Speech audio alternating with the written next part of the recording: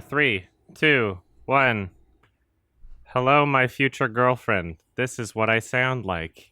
I am 11 years old in the 6th grade in New Mexico. Please PM me if I'm on Yahoo Chat. Bye. Thanks for stopping by.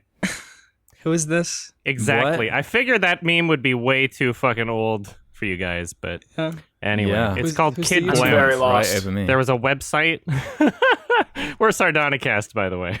I just confused the Hi. shit out of everybody. Hi. There was a website back in early internet days of some kid that was trying to get a girlfriend, and it was this really weird school photo. And I was hoping that at least one of you would get it, but looks like it's No, dude. it looks like I'm Nope. too cool. We're all for babies. everybody. That's an obscure meme. It's too obscure for all you.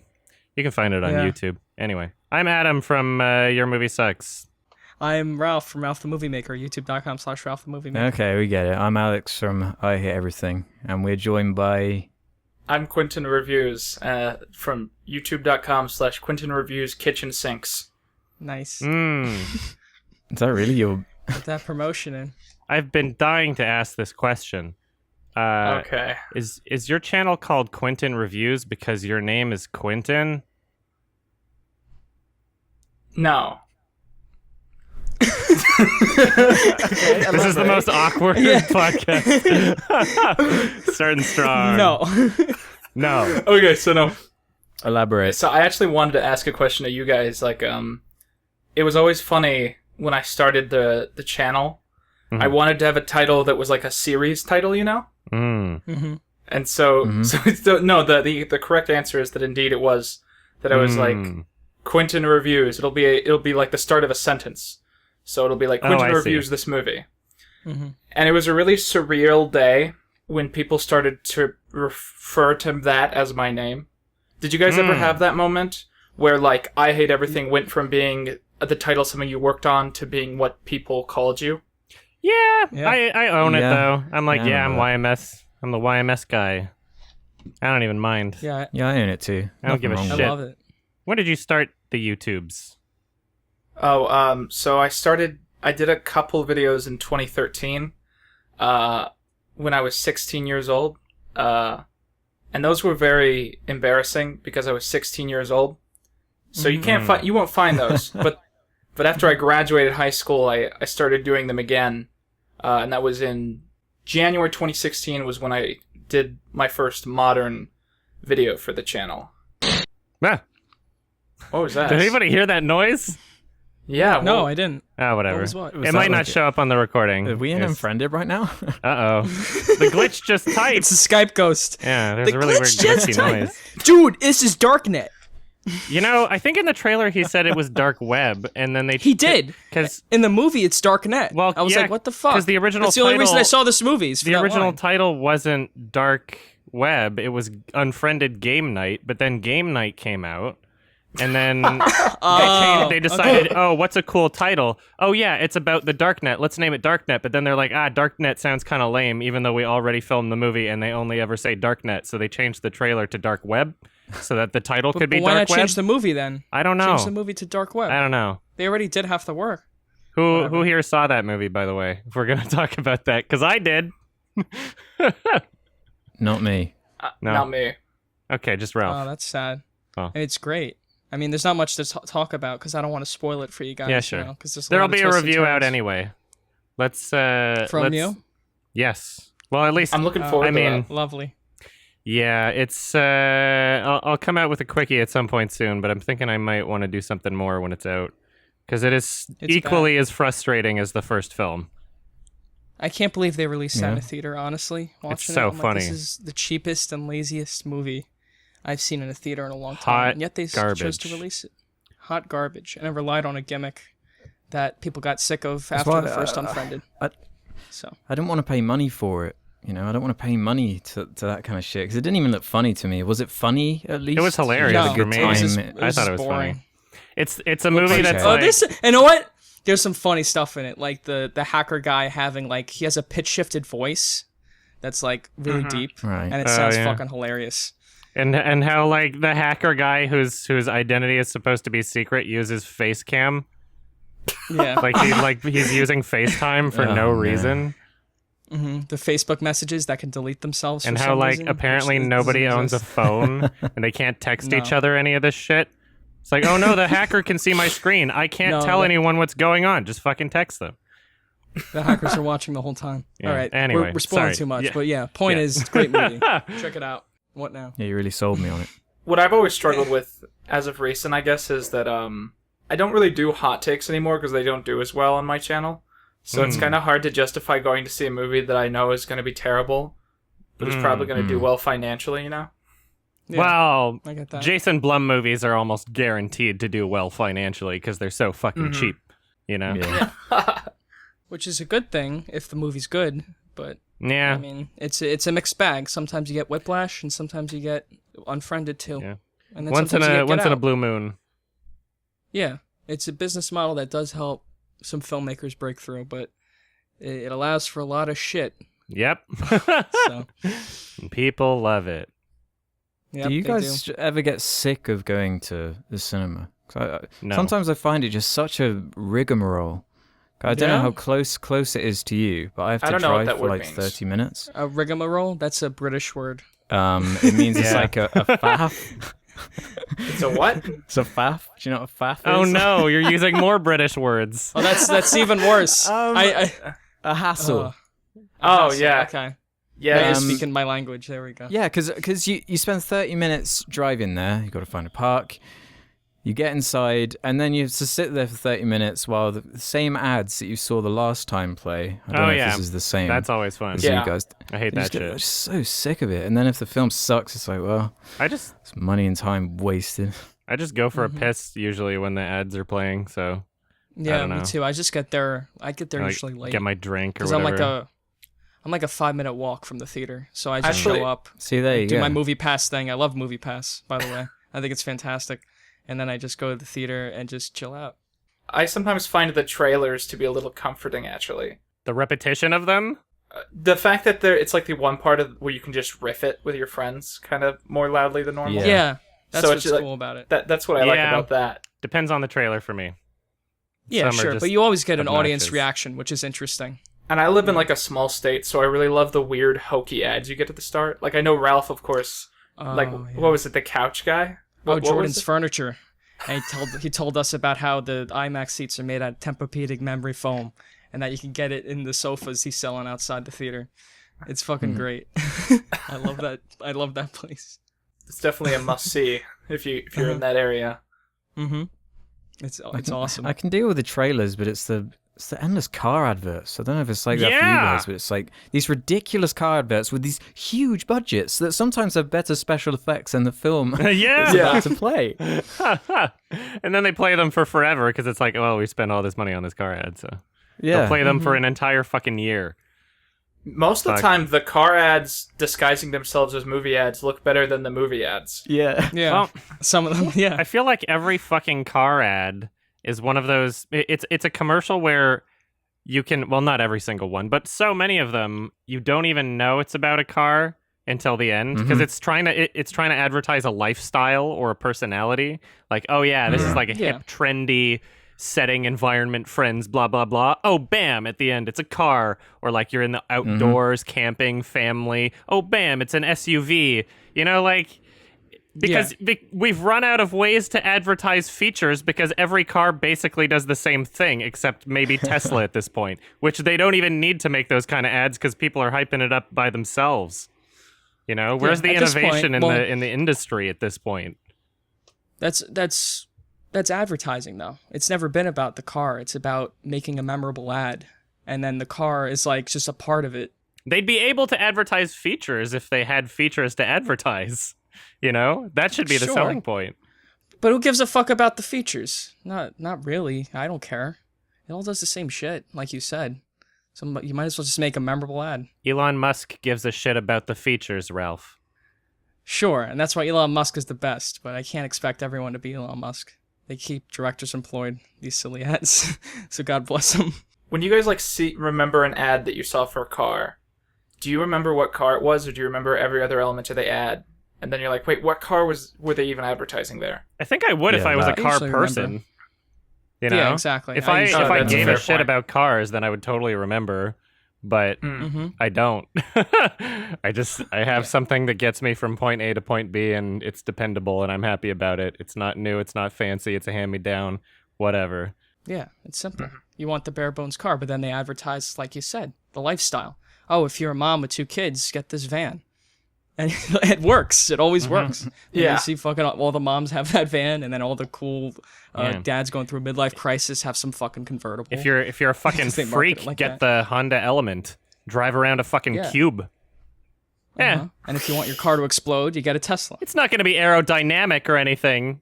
It's not going to have much functionality. It might just be bigger on the inside, but it's going to look like shit. You want to drive a car that looks like shit? Feel proud about it? This is the car for you. You feel very strongly about that. I just don't like cube cars. Speaking of adverts, Comic-Con just squirted out a bunch of trailers. I don't know if you guys want to talk about any of those. A lot of them were pretty funny in my opinion. Oh, yeah. Yeah. Yeah. I liked what I saw of. I'm a big fan of the character of Captain Marvel, aka Shazam, which I've never understood how it works that he's called Shazam, because like him saying Shazam turns him into the hero. So I don't know how anyone figured out that was his name. He couldn't like tell to the press. Because they didn't want a lawsuit. Yeah. I saw the trailer for that and I thought that looked really funny and really brilliant. You see, my thing about superhero movies is I think it's really frustrating how it seems like it's got this, a lot of the comics and the movies have this weird WWE aspect where people pretend like the most interesting aspects of the characters are like, this one is the strongest or this one is the fastest. And one of the reasons I've always liked Shazam / Captain Marvel is that it's just like a cool idea for a superhero, like a very young child that turns into like this Superman-esque hero and has to figure it out. I just think as a premise it's really promising, and it honestly looks like one of the best DC films they've put together so far. That's the issue, is that it's DC. And I'm like, all right, you guys haven't made a good movie, and I keep giving you chances, and you never do it. And now they're like copying the Spider-Man formula and hoping that will work. So, sure. I don't know. I'm really not looking forward to what they're doing. I mean, But we'll it looked see. better than Aquaman. I mean, again, it's a trailer, so. I can't look at that film conceptually without thinking of like really awkward or weird moral implications that could arise if it wasn't a PG-13 movie. Like he basically just skipped puberty, right? I don't know. What is he allowed to fuck doesn't little stay girls? being Is old. he It's still not like, is he um, still a boy on the inside? Oh, What would Yeah, happen? These are not things. Are these things mentioned in the comic, Quinton? I don't know. 'Cause you'd know if anybody. I haven't like read all the source material. I know for a while it used to be 2 separate characters. Like the kid would turn into Captain Marvel, but they were still different characters. Oh, So it was like a Jekyll and Hyde thing. So like it's not like Captain Marvel was immature. And I think in the 90s they changed it so that it was still like that, so that it's one character. Okay. I think it's Billy Baston. Is that right? I don't know. Does he have like a tolerance to alcohol, or would it just be like he gets shit-faced after one drink? See, these are the Adam things I think question about, I've you ever know? heard. When you Well, there is. I want to know I think everything. I think in the trailer you see him buying alcohol, so I guess we'll find out. Yeah, I guess so. It looks Yeah, a lot still more looks alright. lighthearted than any other DC thing that I've seen. I certainly think Yeah. so. But that doesn't. Again, it's just a trailer, but that doesn't mean it's going to be good. I have no faith in these people. Yeah. That's fair. Didn't they like Hate to sound abandon cynical. everything? Aren't they doing like a huge workaround now? They're like abandoning Well, all the Aquaman's shit still that they were coming out. setting out. I don't know what's Yeah, but what happening are they gonna- anymore.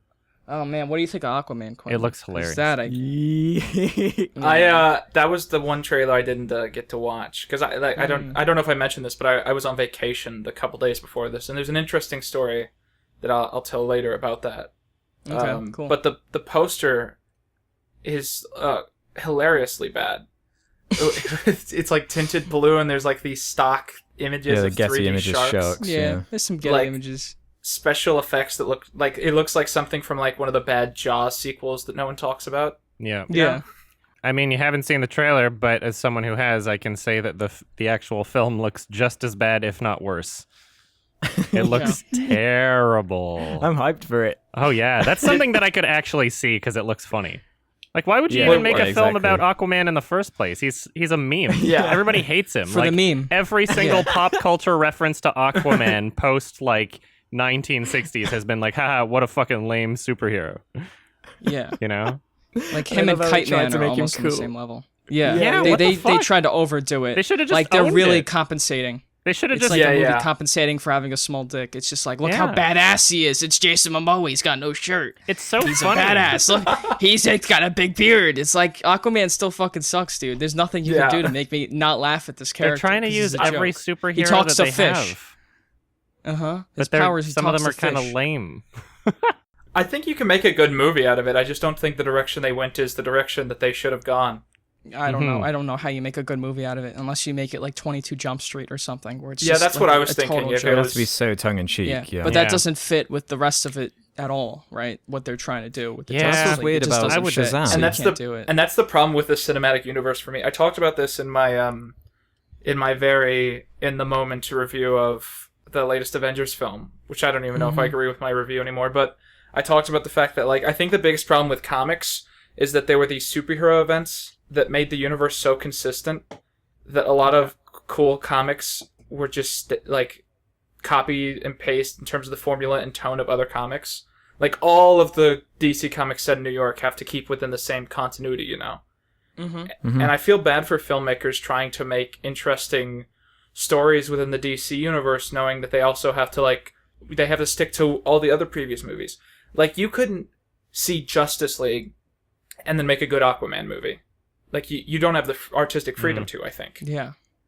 It's like this weird middle ground where they all the movies suck, but there's no consistency between them at this point, where they basically just jump from genre to genre based on what character they're tackling. So Yeah. it's like you're not even making a consistently good series. Like Star Wars has maintained relatively consistent up till the new ones in terms of the quality and the genre and the tone of them. And it's like, What do you mean up until the new ones? you We had can't I just- prequels. disagree. Yeah. And I was waiting for Alex to say it first. Okay. Well, let Alex tell me off. Let's go. There are two like perfect Star Wars movies, then it's just, whatever. The third one is not bad. The third not one bad, isn't like but this. it's not this- It's not like this fucking disaster mess. Like It's some not of the prequels disaster, are. it's just weird. Yeah. Two perfect Star Wars movies. Episode 1 Yeah. and Episode 2. We just got 1,000 more comments because we mentioned Star Wars, so Yeah. thumbs Yeah. up, guys. Hell This is yeah. All great. right, I'll let's just keep the all agree community that talking. let's just all agree that the Star Wars Holiday Special we're agreeing is one of the ones that's good, right? Yeah. Yeah, it's the best Yeah, one. Because I haven't That's seen one of the it. perfect ones. I kind of disagree with the idea that it's bad for a fictional universe to have inconsistently toned stories. I think that's one of the cooler ideas. I like the idea of, like, Squirrel Girl and Iron Man existing within the same universe. Like, Oh, one comic series. yeah. I forgot about Squirrel Girl. The furry. Of course, Of course, I'm a Doctor Who fan, so I have to be used to that. But go on, The, Alex. Yeah, the true. Marvel ones are consistent in terms of the tone. But They don't really- From the get-go, though, you wouldn't think after Iron Man and then that Hulk movie that eventually there'd be a film with a CG raccoon and a tree, and that would somehow meld well with it. Do you know what I Sure, mean? but they That's all a good follow point. the same template. They're all like superhero action comedies. Yeah. That's what they all are. And even the darker ones Yeah. are that. Rest in peace, They even James follow Gunn. that. Yeah, rest in peace, James Gunn. Oh, I'll yeah, get that into happened. We that hardly later, knew ye. But I don't know what they're gonna do with Guardians 3 now. Well, I'm After assuming he wrote it already. Yeah, okay, that's good at least. I mean, Yeah, they're he just finished gonna it. throw it to Yeah, he somebody did finish else. the But script. I think it's. yeah, I don't think it's gonna be so wildly that's never different. worked out. That's the thing. I don't like where Marvel's headed this year. I Yeah. mean, I liked Infinity War. I didn't like Black Panther that much, and Ant-Man. I don't know if we could talk about Ant-Man. I think we've all seen it, right? I haven't seen the refuse new to, Ant-Man. but I I haven't am comfortable with you telling me everything about it because I'm Yeah, never don't. gonna. You're, see you're never it. gonna watch it anyway. I'm never Yeah, gonna exactly. watch it. You never need to see it. I will go on the record to say that I liked the first Infinity War, I think, and I think the second one is destined to be bad because all the Yeah. characters I like are Why is that? all the characters I like, I think, are crumpled up leaves, and I feel Yeah. like the conclusion's going to be kind of unsatisfying. I think. No, I don't feel that way at all. What do you mean the best characters are leaves? The Captain America. Spoiler warning. Spoiler warning for Infinity War. Yeah, everyone's seen it. Yeah. I'm put excited to spoilers see a conclusion to Captain America and Iron Man, Mm-hmm. and I guess the raccoon. He's pretty cool, but Rocket. Rocket's alive. Come on. I don't know. I don't know if I'm too excited about everyone else because these are like ensemble films. So the gimmick is it's like 7 films running at once. If all 7 of the films aren't great, the movie's gonna be kind of bad. So if I'm not super invested in Captain Marvel, the other Captain Marvel, you know. Mm-hmm. I don't know. I agree with you, Quinton. we'll see. I don't have very low expectations, but I'll agree that all of my favorite characters are not going to be play prominent roles in the next film, which I think I mentioned this when we were talking about Infinity War on an earlier episode, and I think you, Alex, and Ralph said that your favorite characters were of the remaining. Yeah. Yeah. Those are all my favorite Yeah, characters. the originals. With the exception of Spider-Man. I disagree. Oh, Thor's Like, still there. Spider-Man's I forgot the about only new one. Thor. I like Thor. Thor's good now. Like, Thor's good. Yeah, The Thor Hulk used can to do be like something. the worst one, and now he's like the best one. Uh-huh. Because he's Yeah. actually a character now. He's not like a joke. What were we Which talking is about nice. before? Oh, like Ralph was saying he didn't like the direction we were going in. What were we talking about before that? Well, Aquaman. we were talking about trailers. We got into Aquaman. We got into extended Yeah. universes, and I how have DC a can't have I have a list consistent of tones. Comic-Con. Yeah. I have Oh, the yeah. Comic-Con trailers if I can just list them off. Yeah. Oh, I haven't seen all of them. before you do that, There's like hardly anything else of note. what about? Did you guys There's see plenty the? of other stuff. Did you guys see the trailer for Titans? No. Yes. It Yeah, I looks. saw it. It looks so bad. Have you ever It seen looks like? terrible. Have you ever seen like when like a group of fans who are barely like one of them graduated film school, they make like a trailer for I don't know like live action Captain Planet or something, and Yeah. you're like that looks kind of good, but mostly they're just like filming cosplayers at cool angles and adding in terrible special effects. Yeah. Like Fuck that. Batman. That is Yeah, it better looks like- than whatever they gave us with the Titans trailer. It looks Yep. like a fan film. It looks It looks like, hilarious. Looks Oh my really God, I'm funny. watching I don't know right if now. this. Yeah. Oh my Fuck god. I don't know if this is. Oh yeah, Oh. that was funny. But is it? To me, it just looked like all the other DC TV shows. Yeah. You guys seen honestly. like any of those? Like the No, I have. what's it Can't called? say. Green They're on Arrow, Netflix. Flash. They all look terrible. The one Yeah. with John Pertwee's son, yeah. Dude, they're hilarious. Find a clip of from the Flash of like it's either a gorilla or a shark, like a huge CG shark, like crashes through a building and like it uses the entire budget for the whole season, and it's just so dumb. It looks, It is. and this Titans thing looks no different to me. I know there are fans of these TV shows, but Oh I ain't man. one of them. It's made for younger like teenagers, I think. But like I saw Supergirl, that shit is terrible. It's so cheap looking and the effects are so bad. Yeah, that's what I And, mean. like, All these the DC shows. writing is horrendous. Yeah, they're all that bad. From what I've heard, what's considered the better one? Like Flash or Arrow? Those are considered I think the it's better Green ones. Arrow and the Flash. Yeah. Yeah. Those are the ones that are considered good, and I'm like, really? Those look just as bad as the rest of them. But I've heard people say that CW is now at a point where it's like it's really hard to just watch one of the shows because They're all connected now. It's gone to that level of Forget cinematic about it, man. universe connectedness, Yeah. which is really annoying. So now you have to watch all this shit to make it make sense to you. As if watching one of these bad shows isn't enough. Are we gonna be playing like brief clips of the trailers in this bit? No. No, we Oh, don't do that. No, we don't have the budget for that. Shit. 'Cause we're not in the same room anyway. If you haven't noticed. I just wanted to ask because like I just wanted to bring up the sound design in the Titans trailer specifically, although it's an odd thing to bring up. It's so bad. There's this moment where like Robin's just firing away at the people in the alleyway, and then there's like someone on the ground, and Robin steps on like his cheek really lightly, Oh yeah. and it just makes the loudest like bone snapping sound you've ever I saw heard. that. Oh, I have seen that. That's right. It was on Twitter. Someone put it on Twitter. Might have been one of you. Yeah, it was Actually. me. Oh, maybe. Yeah, Oh, it was there you go. Quinton. It wasn't me. Speaking of incredibly inconsistent tones, though, I think we failed to mention the most important example of that: Suicide Squad. You know, Yeah, well, that's within the own movie. They couldn't even maintain a Yeah, consistent tone. exactly. And that's what I mean. That's what DC always does. They don't know what to do with themselves, so they just make a bunch of shit. I was thinking That's about still this the the other worst day. one. That I think out of every film mentioned on this podcast, we've mentioned Suicide Squad more than anything because it's always relevant. You know, Really? It's a very special, very impactful film that has changed cinema. Oh, I see. It has changed the way we view things. It is so incredibly bad. I think about it sometimes. Because it's not just that the writing is terrible, because it is. And it's not just that it's copy and paste plot from every other superhero movie when it could have been unique. It's also that like the editing is atrocious and it's like hard to watch and the music is terrible. Mm-hmm. And it's an ugly looking movie. Like anything that could be wrong with a movie is in Suicide Squad, and that's why it's always brought up. Because it's like whenever you mention a flaw with something else, you go, "Oh yeah, that's in Suicide Squad too." Yeah, exactly. It's a shining example. Yeah, it's a shining example of how you can do everything wrong. With a very passionate fan base. Oh, yeah. People love that film. Oh, Like, I was yeah. walking down the street the other day and I looked in someone's window and they were fucking watching it. You said it like you were horrified. Oh, man. This motherfucker's watching this. It's one thing to watch it. It's another thing to buy all of the merchandise and memorabilia. You know, like they sell a The bunch of embarrassing Suicide merchandise. Squad posters at like Hot Topic and shit, and like iPhone cases with Jared Leto's the Joker. It's pretty good. I mean, I guess I Somebody can't buy judge them. people too hard. Yeah, of course not. I'm glad they enjoy it. I'm always happy people enjoy things. I can't enjoy that. Yeah, me neither. And I gave my reasons why. Because it's a disaster. Did you even Didn't see we the all extended do- cut?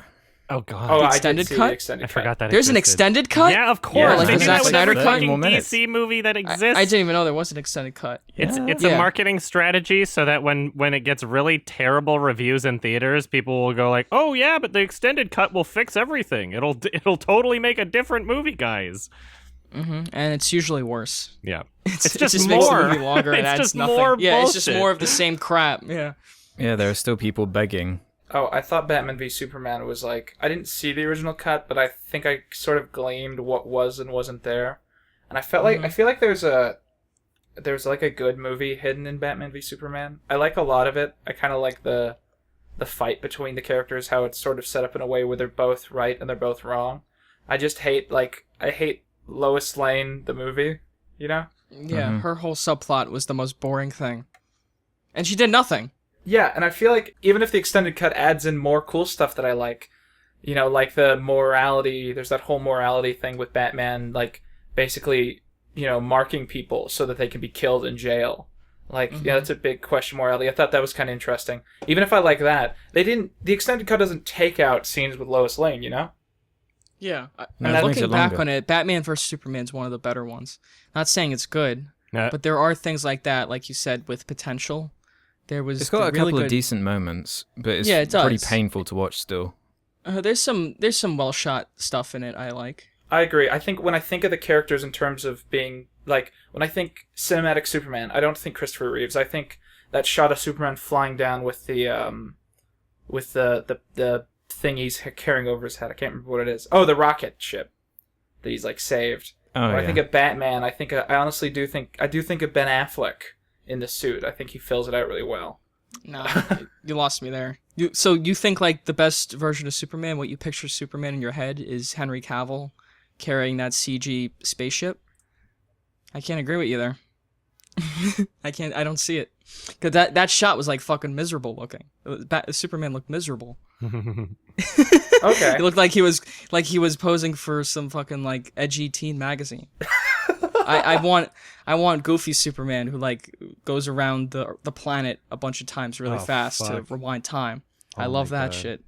And that's why you can't get Superman and Batman in the same room, because why I like Batman and Superman are very different reasons. But that's just me. My biggest problem with Suicide Squad was that like can you imagine the Suicide Squad Joker and the Batman v Superman Batman like being in a scene together? Like that's the greatest representation of how tonally dissonant these films are, you know? Mm-hmm. That this film's version of the Joker and this film's version of Batman do not seem like they're from the same universe. Yeah, because again, there's no consistency. There's no one behind the scenes going like, this Joker and this Batman need to work together. You can't just let Jared Leto do whatever the fuck he wants. I love Jared Leto, but what he came up with was stupid. And it was terrible representation of the Joker, and there's not an ounce of subtlety to it. Oh, I'm But he damaged, so I pranked have damaged people on my behind forehead. the scenes. Like, get that. Oh yeah, he sent them pigs. I'm like, great. That doesn't make you a good actor. That doesn't make this performance good. I don't buy you as the Joker. And now they're redoing it, right, with Joaquin Phoenix. Well, there are apparently That two could Joker be movies in interesting. the works. That could be interesting. You know, I love Joaquin it's Phoenix. just I've gonna be never its own seen him thing. do a bad job in anything, honestly. No, that would Put be DC awesome. in the mix there. You Well, never know what's yeah. possible. I don't know. It is Because, I mean, possible. I've never seen Tom Hardy do anything bad until the Venom trailer. And that's not Yeah, but DC. Venom What about could be that? good, What about that 'cause romantic Tom Hardy- comedy he was in? Oh, I don't know. What are you talking about? Maybe I Oh, didn't that see it. doesn't count. He was. What do He you mean made that a doesn't movie. count? He was in His it. agents like, why don't you do a romantic comedy because they make money? He made some money. That doesn't count. That doesn't, okay. Okay, by that logic, Venom- Adam Sandler's Venom never counts. been in a bad movie. Yeah, given that you are correct. No, but like Adam Sandler is the driving vehicle behind his own movies. Like his movies don't exist without him, and he goes like, "All right, I want to make Jack and Jill. This is my next project." That's what Well, it's makes because he him wants a to go on hack. holiday. Let's go on holiday. Yeah, and just make exactly. some money. So that's an entirely different kind of hacky actor. Like Tom Hardy's just taking a paycheck and he's like, "I'm gonna do my best, so I'll act like my character in The Drop." Anything else of note from Comic Man or whatever? Comic Man. No, I can list a few other trailers because there are some good Oh, things. yeah. There's the Like trailer for... Better Call Saul, season Oh, I 4. didn't know there was a trailer for it. Yeah, looks pretty cool. I know you guys. Well, Quinton, do you watch it? I know Adam doesn't. I'm not on. Yeah, I'm not on that. I'm pretty behind on that. You know, I haven't watched a lot of the original either. Of Breaking Bad. Yeah. Ooh, boy, It's on you gotta get Netflix on in it. 4K and nowhere Yeah, else you in gotta. 4K. You can get it on Blu-ray. No, you can't get it on 4K Probably Blu-ray. not 4K. Yeah, it's Oh, on Netflix well, in 4K I guess though, get which it is Netflix. interesting. Under the Skin is on Netflix. It just got added. Hell You yeah. should watch that too. Oh shit, That there's a shit new is insane. fucking David Farrier documentary on Netflix. The guy that made Tickled? Yeah. Yeah. Oh. Oh, really? I gotta Yeah. watch I that. haven't seen it yet, but I need to do that sometime this week. The creator of The Simpsons and Futurama, Oh, Matt yeah. Groening, has a new show Graining. going to Netflix. Is it a show? Graining? Is Yeah. it graining or It's, groaning? I know it's pronounced weird. It's not pronounced how it's spelt, but it's definitely graining. Okay. Is, well, is now it I a know. Netflix show or what? I don't know if it's a show or a movie, but I mean, They're like it's the knights fucking or guy who made something. Futurama. Futurama is the best. Yeah, Futurama's great. I'm looking forward to that. Walking Dead looks like shit. There's Yeah. a trailer for the new M. Night movie. Yeah, Glass. Oh, yeah. Didn't see it. It's literally just a trailer that's being like, hey, this movie's being made. I mean, it shows clips, but there's nothing from the clips that says what the quality of the film will be, honestly. Oh, okay. I mean, it's M Night, so how bad can it be? It's coming out in January. I'm excited! Yeah. Fucking we'll see. hyped. I don't know. Yeah. I'll And see that's that it. one. There's other things. There's Godzilla, but no one gives a fuck. Oh, yeah. Fantastic Beasts, no one gives a shit. Yeah. Yeah. Doctor Who with a woman this time. Oh, I Watch love that. Doctor Who. Yeah. Yeah. Looks really Talk good. about that then. Oh, Doctor Who's a woman now, and I don't know. It just I really like I really like whenever they're able to reboot the show and like a soft reboot and allow new people to get on. And as a fan of the older version of the show, I know that TARDIS teams that are 4 people tend to work really well, because when I think when it's like 2 people, it's not as interesting, and they tend to do something boring, like have the Doctor be in love with his companion or something. But when you get like 4 people in the ship, you know, there's all kinds of dynamics you can pull, and they've got 3 companions this year, so I think that'll be really interesting. It just looks really good, honestly. Yeah, I've never watched Doctor Who. Is it a big thing there, Alex? I mean, I assume. Oh, it it's is, huge. Yeah, Yeah, of course it's it absolutely is. huge. I'm always asked about it, but I stopped watching it years ago. The guy with the big forehead was the Doctor. It's all you guys got. It's been going on forever, so... And you got Sherlock Holmes. Well, Those that's are not your a thing two- anymore. and Well, I Sherlock mean, I Holmes? guess you have the That character, last season but was awful. Sherlock Yeah. is supposed to be over now. Well, we got Sherlock Gnomes now. Yeah, Sherlock Holmes. I There watched you that go. the other day. The reboot. Oh, you did? Was it good? Yeah. Yeah. Oh, what? Then why did you put it in a poll for Search for No, the it's Worst? not good. I'm joking. Oh, okay. Yeah. I'm joking. It's not good. I watched the original today as well for a bit of extra Romeo and Juliet? context. Oh. Yeah. Oh, those are... Jason worse. Statham's in that. Those are an extended remember Jason universe. Statham. Okay. Yeah, they're sequels. Yeah, Oh, I at the didn't beginning even of connect the it of the 'cause I didn't second give a one, they're shit like, about them. Maybe the next one will be Spider-Man Gnome coming. Oh, that's one of the jokes in the movie. oh, Good So, one. yeah, great. pointless film. Don't watch it. Pretty much. Cool. I want to ask our guest, what's your favorite movie? That's a good question. I always struggle with questions like that. Do you have favorites? It's funny. So when I think the sentence like really good movie, I think Yellow Submarine, and then my second thought is you can't say that out loud. People are gonna think you're an idiot. You know? Well, too late. What else pops into your head? I really liked Shawshank Redemption. It's the funny thing where when you ask someone what's your favorite movie, they don't ask like, I say this half-heartedly, like the scientifically measurably good film. Yeah. They say like the one that they have the biggest emotional attachment to. Yeah. Favorite is different from what you consider to be the best movie of all time. You know? Yeah, exactly. But it's hard to objectively judge what is the best movie of all yeah. time. So it's a silly question. I mean, it's Shrek 2. Yeah. I mean, if you're gonna do the math, it ends up being Shrek 2. Yeah. I mean, that was But, like, that was favorite. studied. That was like a 5-year-long study at Harvard, I think. Oh, cool. They- yeah. Nice. Determined My favorite changes all mathematically the that time. it was Shrek 2. So Oh yeah, I'm sure- absolutely. like your answer for best movie, Quinton, will be like different 2 years from now, just like mine will be. Mine Yeah. used to be Goodfellas, and now it's Under the Skin, and Oh, Goodfellas really? is second. It's just That yeah, hasn't it's like, that's been just that what long happens. since you said it on the podcast. I know. Okay. That's what happens. Really? And then like Under 2 the years Skin? before it was, and then 2 years Okay. before it was Pulp Fiction. Cool. It's like asking what your favorite song is. Like Mm-hmm. or what your favorite music band is even. Like it really depends on whoever I've been listening to that week. Oh. I'm just gonna Yeah. give you the answer of whatever song I've listened to the most that week. You know? Mhm. I've had the same Yeah. favorite band and movie for the past 10 years, though. Yeah. Yeah. What's your favorite You're an movie? exception. Yeah, I always am. I'm also younger, Adam. So like I'm still discovering movies that are like, oh shit, I've never seen this before, and it's fucking me amazing. too. And you're like a 30-year-old cynical hack. Yeah. Not quite 30, but You're well, the rest is you're true. older I'm than not me. quite 30, though. You're close to it, closer to it than me. But yeah, it's a great feeling, just discovering young. new stuff. Yeah, being young, discovering new stuff. Absolutely. It's almost over. It's almost over. There's no age that you stop discovering shit. Well, there is. Oh, but of there's course no not. age where you should stop discovering shit. Like they've done Yeah, but, like- polls to find out that people just stop listening to new bands after the age of 30 or some shit.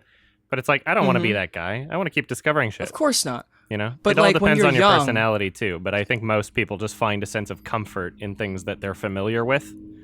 Yeah, exactly. That's what it is. When you're young, you discover all these things because you want to find out what you like, and you're much more susceptible to like making a movie be your favorite when you're that young, right? Like I saw Under the Skin in a theater, and I had never seen a movie like that in my life in a theater. I was like, "What the fuck is this? This is incredible." Whereas if I was born 50 years before that, I would have seen 2001. You know, and would have had the same reaction. And, like, I didn't have that same reaction in 2001 because I just watched it on TV.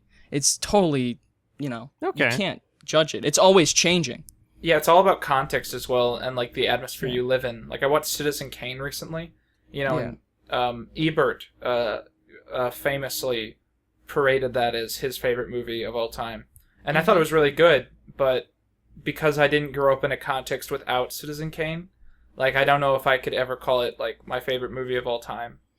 Yeah, because it's just an emotional... Movies were so different back then. Yeah, it started a trend for sure. It partially like so many movies are inspired by Citizen Kane that it probably feels a little bit less special to like people like us than it did. Yeah, Well, that's yeah, it, too. came out. Like, when that came out, nothing existed like it. Now it's like everything wants to be that. So, that is a good It point. started narrative structures that now is pretty much every movie. Like before then, Yeah. it was just like you look at like Walt Disney's Dumbo. Such a mess story wise. It's like where's the, you know, like all these things that you're familiar with seeing in terms of like progression or like act structure, etc. Those didn't really exist if you go back far enough. It was just people fucking around with a camera and doing funny things or weird things, Yeah. yeah. and then hoping that That made it people so like much it. more unique. That's what made people love them. And now it's like they take that same concept and let's remake it, but do the Hollywood template. And then you get like the Nutcracker remake, which is coming out, where it looks like an action adventure that The Hollywood just Ballbuster. shit out. Yeah, it's like, you're gonna do this again? You're just gonna take the Nutcracker and add fucking action scenes to it? Yeah. Like, who cares? That was a weird trailer. Who cares? I was I'm trying to getting guess what really- it was the whole time, and then I was like, oh, Yeah. the Nutcracker. It's like- Great. Yeah. I'm getting tired of the Disney live action reboots they're doing. Where they take like a cutesy Disney cartoon and then they do like an almost shot from a shot remake, except they make it look like dark and edgy. Is there a Make it helicopter outside longer. someone's house? It feels Oh, like Oh, it's yeah. not you I this think time. there's like a. Yeah, No, I it's think not me. I think my Sounds like a neighbor- Black Hawk is outside your house. I think my Swat it. neighbor is mowing his lawn. Oh, that's okay. it. Oh, I I see. apologize. Yeah. I the military was coming or something.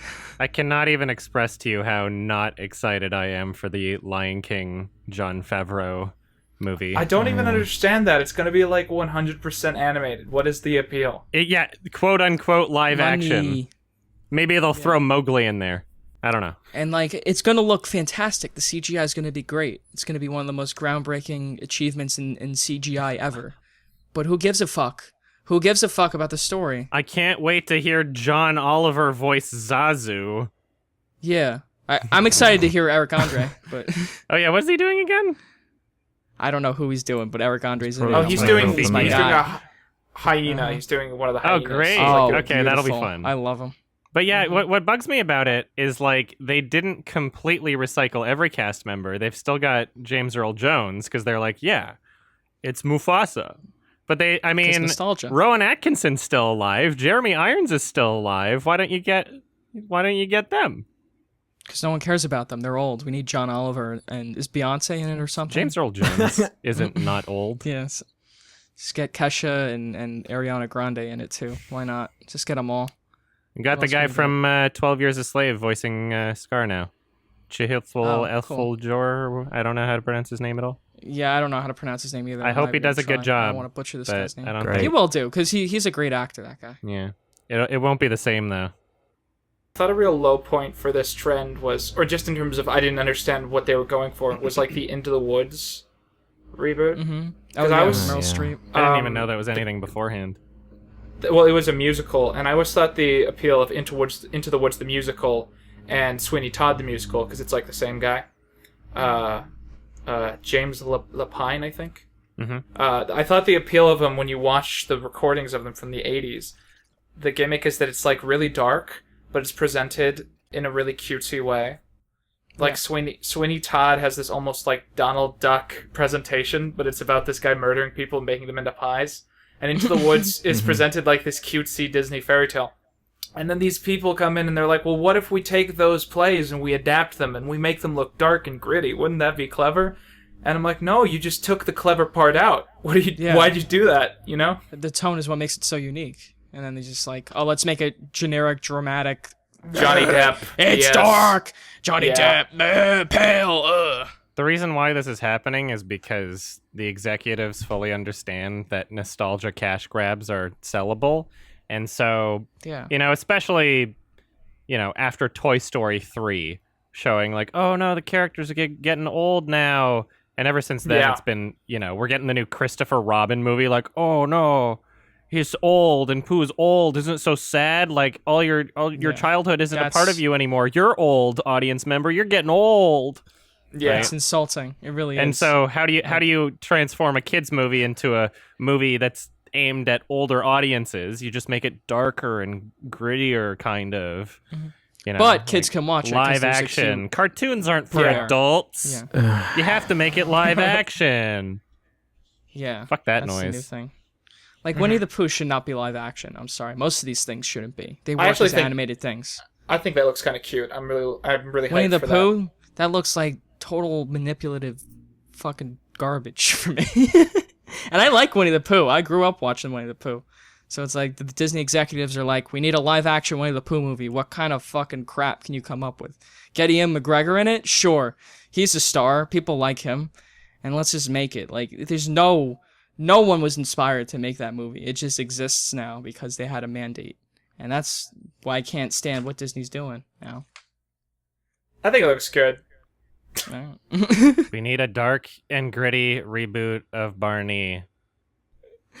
Of Barney? No, Yes. please no. That's fair. No, Quentin. he'll be an actual awesome. dinosaur. We'll I think it's cool. transform. We'll put it into the Jurassic World Oh, yeah. universe. I That's remember totally a makes sense. slightly dark, like a seriously shot Barney movie. Yeah. Didn't they do like a Barney movie that had like shadows or is that just my childhood mind? I think you just Shadows. infiltrated Yeah. Ralph's nightmares. Yeah, I think you Yeah. just watched my video, maybe. I mean, that video is not the childhood trauma one. Is pretty fucking dark. That's such a surreal video, man. I love that one. Oh, thank you. Adam gave me months to just come up with something. Yeah. Because you were supposed to release that in like October or November, You right? know Adam? what? It's one of those You know things where I think it's gonna be like a couple parts, and then it's like, oh shit, this is a 4-part video. And Yeah, so- you got ahead of yourself. Yeah. But it's Yeah. great. It gave me time to think of shit. yeah. I know 0 prolific YouTubers who have not had that happen to them, you know? Where they're like, I'll release 4 videos in August, and then you're like, oh no, it's 2025, and I've only released 1, you know? Yeah. Yeah, but Adam's the master of I'm doing that. He notorious. still has Synecdoche, New York, Part 5 Yeah, to do. but at this point, I'm letting it happen, okay? Uh-huh, okay. Because it's a part of the themes of the film. I want to finish Yeah, that you- review by the time I'm 70. And, Mhm. Oh, and you should- reflect totally should. back on my life and be like, everybody who started watching this, like, half of you are dead right now. Whoa. Deep, man. That'd be pretty cool, actually. Or if I died right before finishing it, then it would be pretty cool. Yeah, release it when you die. Like, Oh, yeah, I'll have it ready and a part of my will. Yeah, that'd be cool. And I'll play it at my funeral. Yeah, they'll play it at your funeral. Yeah. Well, you Dude, can that'd be schedule fucking cool. videos. So just schedule it like 200 years into the future. Oh, man. Oh, I should Holy schedule shit. a video 200 years into the future regardless, just to fuck with people. I have Yeah, actually That done I'm that just not before. planning on releasing anyway. If YouTube's Totally around in consider it. 200 years in the future. Oh, yeah, it will Exactly. be. I was also going to ask you, Quinton, are you watching Okay. any television shows at the moment? Are you enjoying anything on the TV tube box? I'd like to say that I am. I'm really behind on a bunch of stuff, and I've been trying to. I guess I've been focusing on work maybe a little too much. Yeah, it But happens. when I think of like what TV shows am I watching? Not really any right now. Yeah. Do you have any favorites? I'm behind on Dirk Gently by a season, Mm. which there's only 2 seasons, so Yes. I have to watch the second season. I Mhm. really liked the first season. I'm a big fan of the book. Yeah, it was fun. I enjoyed it. And I can't say that I watch a lot of like mainstream, like something that's on CBS or something, you know? Oh, none of us do. I haven't watched a CBS show. You in don't watch forever. Big Bang Theory? No, I don't. I don't Bazinga! even know what Not CBS is. How do you Bazinga! get the joke when I say bazinga? I thought you were laughing because you got it for real. You've been lying to me this entire time. Ha ha ha ha, Bazinga. I always get excited to watch weird things. Like, I've seen all of Mike Tyson mysteries, Yeah, you know? it's pretty weird. But Okay. but not Breaking Bad, you know? And it Mhm. makes for weird conversation whenever people bring something like that up. Yeah. I'm gonna recommend a really weird show to you then, Quinton. Have you ever Okay. seen Xavier Renegade Angel?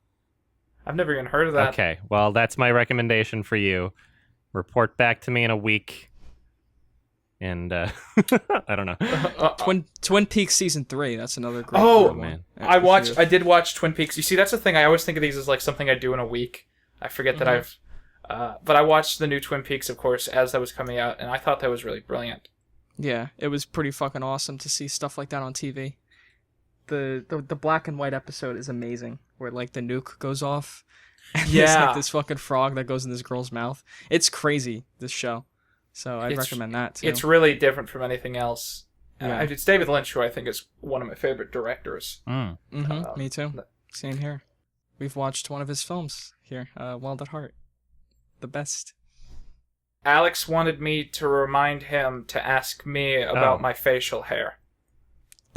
Oh yeah, you said earlier what you were 16 in 2013. Yeah. So what? You're 55 now. How is your beard so epic? Genetics. It is genetics. I grew my first beard in, I think, 7th grade. I don't know how to translate Really? that to you, Alex. How tall are you? I'm 6'4", almost. Nice. Wow, that's dope. Oh right, okay. I wish I was that tall. I'm like a little munchkin and I can't grow facial You hair. wish you're tall until you're on a fucking airplane. Yeah, until you're on an Your airplane. knees are touching the fucking seat in front of you the entire time. It's so uncomfortable. Hey, there's perks to everything. On my vacation, I went to like a famous roller coaster park, and that was even worse than an airplane because it's you get on like a wooden roller coaster and it like you get off feeling like you just fought Mike Tyson or something. Like I need to lay down. Yeah, because you gotta like hold on really tight so you don't fly out of the fucking. No, it's like because it's like you're in like a tight can and it's like someone shaking you. Yeah, You know? you're too tall for it. And you're just covered in bruises by the end. And you're just like, why would someone try and make a wooden roller coaster that goes that fast, you know? Yeah, I guess that's the perk of being short. I just sit on that insecurely because I'm nice and short. Awesome. Well, there you go. Yeah, there you go. Sucks for you guys, man. You were also gonna talk about some sort of story about something. You said you would say later. Well, yeah, I went on vacation, and I was gonna watch that before I went on vacation. I was gonna watch Happiness before I went on vacation. Yeah. And so I put the DVD in my computer, and I was like procrastinating, figuring I'll watch it around like 5 p.m. or something. And then at 4 p.m., this horrible storm hit the place where I live. I think it was like it was a tornado, but it felt like a hurricane. And we lost power while the DVD was in my computer, and apparently the power was gone the entire time I was on vacation. I had to like Uber to like the bus stop, and the entire time I was gone, like power was gone because it like yanked trees up and all that jazz and knocked down like all our power lines. Where do you live? Like state? Give us your Unless you docs. want to share that. You don't want to get. Well, I mean, a state is pretty vague, but you could say south. It's like center of the country. People always ask me what... Yeah, where it's fucking flat and there's tons of tornadoes. Yeah, that's Yeah. Okay. A trailer park. People always ask me what coast I'm from, and I never know what to say. It's one of the All most of them. egotistical question anyone's ever asked me. What coast are you from? Because only the coasts matter. Only the coasts are cool. Absolutely. Yeah, that's how you separate people. East Yeah, that's side right. versus west side. But I did get to watch it yesterday, and I gotta ask Alex something. I guess this is how we transition into this. So you chose this one, Alex, right? Spoiler warning, by the way. Yes. Spoiler warning for Happiness. We're talking about Happiness. If you haven't seen it, watch it because we're going to spoil the shit out of it. Continue. Well, I'm curious, like, Alex, what is the backstory for you finding this movie? Like, was this tied into your youth somehow? Like, why did you choose this one? Yeah, it does actually. Oh, boy. Tied into your youth somehow. Not in that way. I don't know how old I must have been, but I watched it with my parents when I was younger. Nice. No. Oh, no. No. Yeah. Oh. Yeah. Congratulations. So that's the only time I'd ever seen it as well. Oh. Until now. So that must have been like It left an impression. 10 years ago. Holy shit. I always remembered it. Like there are lots of memorable scenes. But I was yeah, like, it's a very I'm memorable curious if movie. This holds up. Yeah. There's one word for it. I think I had a nightmare about it, and I think the nightmare was just that I had to watch it again. But in a good way. This is a compliment to the movie, right? Sure, I mean, that's clearly what he was going for. Awesome.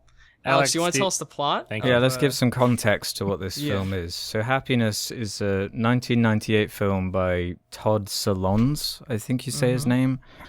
About a bunch of different characters whose lives intertwine and they're all in search for something, and it just turns out being kind of miserable for all of them. And it's just probably one of the most disturbing films I've seen. It has some of the most disturbing scenes, at least, that I've seen. Yeah. It's pretty unsettling. Yeah, it's very unsettling. There isn't so much a traditional plot as there are just characters interacting with each other. We've chosen a lot of films like that for this. It's just a bunch of really good, like, character actors just doing really funny scenes. I don't remember it being as funny as it was, because this is like exactly my type of really humor. funny. What age were you Yeah, when you exactly. watched Really it? dark sense of humor. I don't know. My memory is so terrible, I can't remember. Well, clearly I you've couldn't covered that really remember memory up. anything. Yeah, all I remember is that there was like a pedophile in it, and Philip Seymour Hoffman jerking off onto the wall and slapping Yeah. whatever it was to stick That was it. pretty funny. Great There's a lot scene. of cum in this movie. Yeah, there is. Cum jokes. It's a theme of the movie.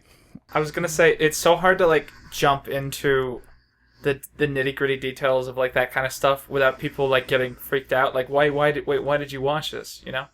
So the way I took the movie to be was that it was like I think the first scene in the movie is rather brilliant because what it is there it's not set up well, right? You just cut to like this woman staring a little bit past the camera. Mm-hmm. She's got like these deep sunken eyes. She's kind of timid, and then there's this like fat guy across from her. John Lovitz. Yeah. And he's very emotionally driven, and you don't know why the two of them are like that in this scene, and you have to piece it together.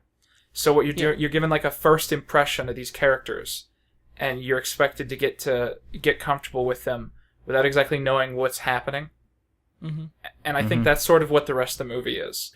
You'll meet like a therapist who's like his thing is that like he thinks his clients are boring, and then you get to you're forced to hang out with him as he goes through his routine, and then you very quickly figure out that he's a pedo, you know, and you're forced along on his journey, even if you don't want to come, you know, you don't want to go.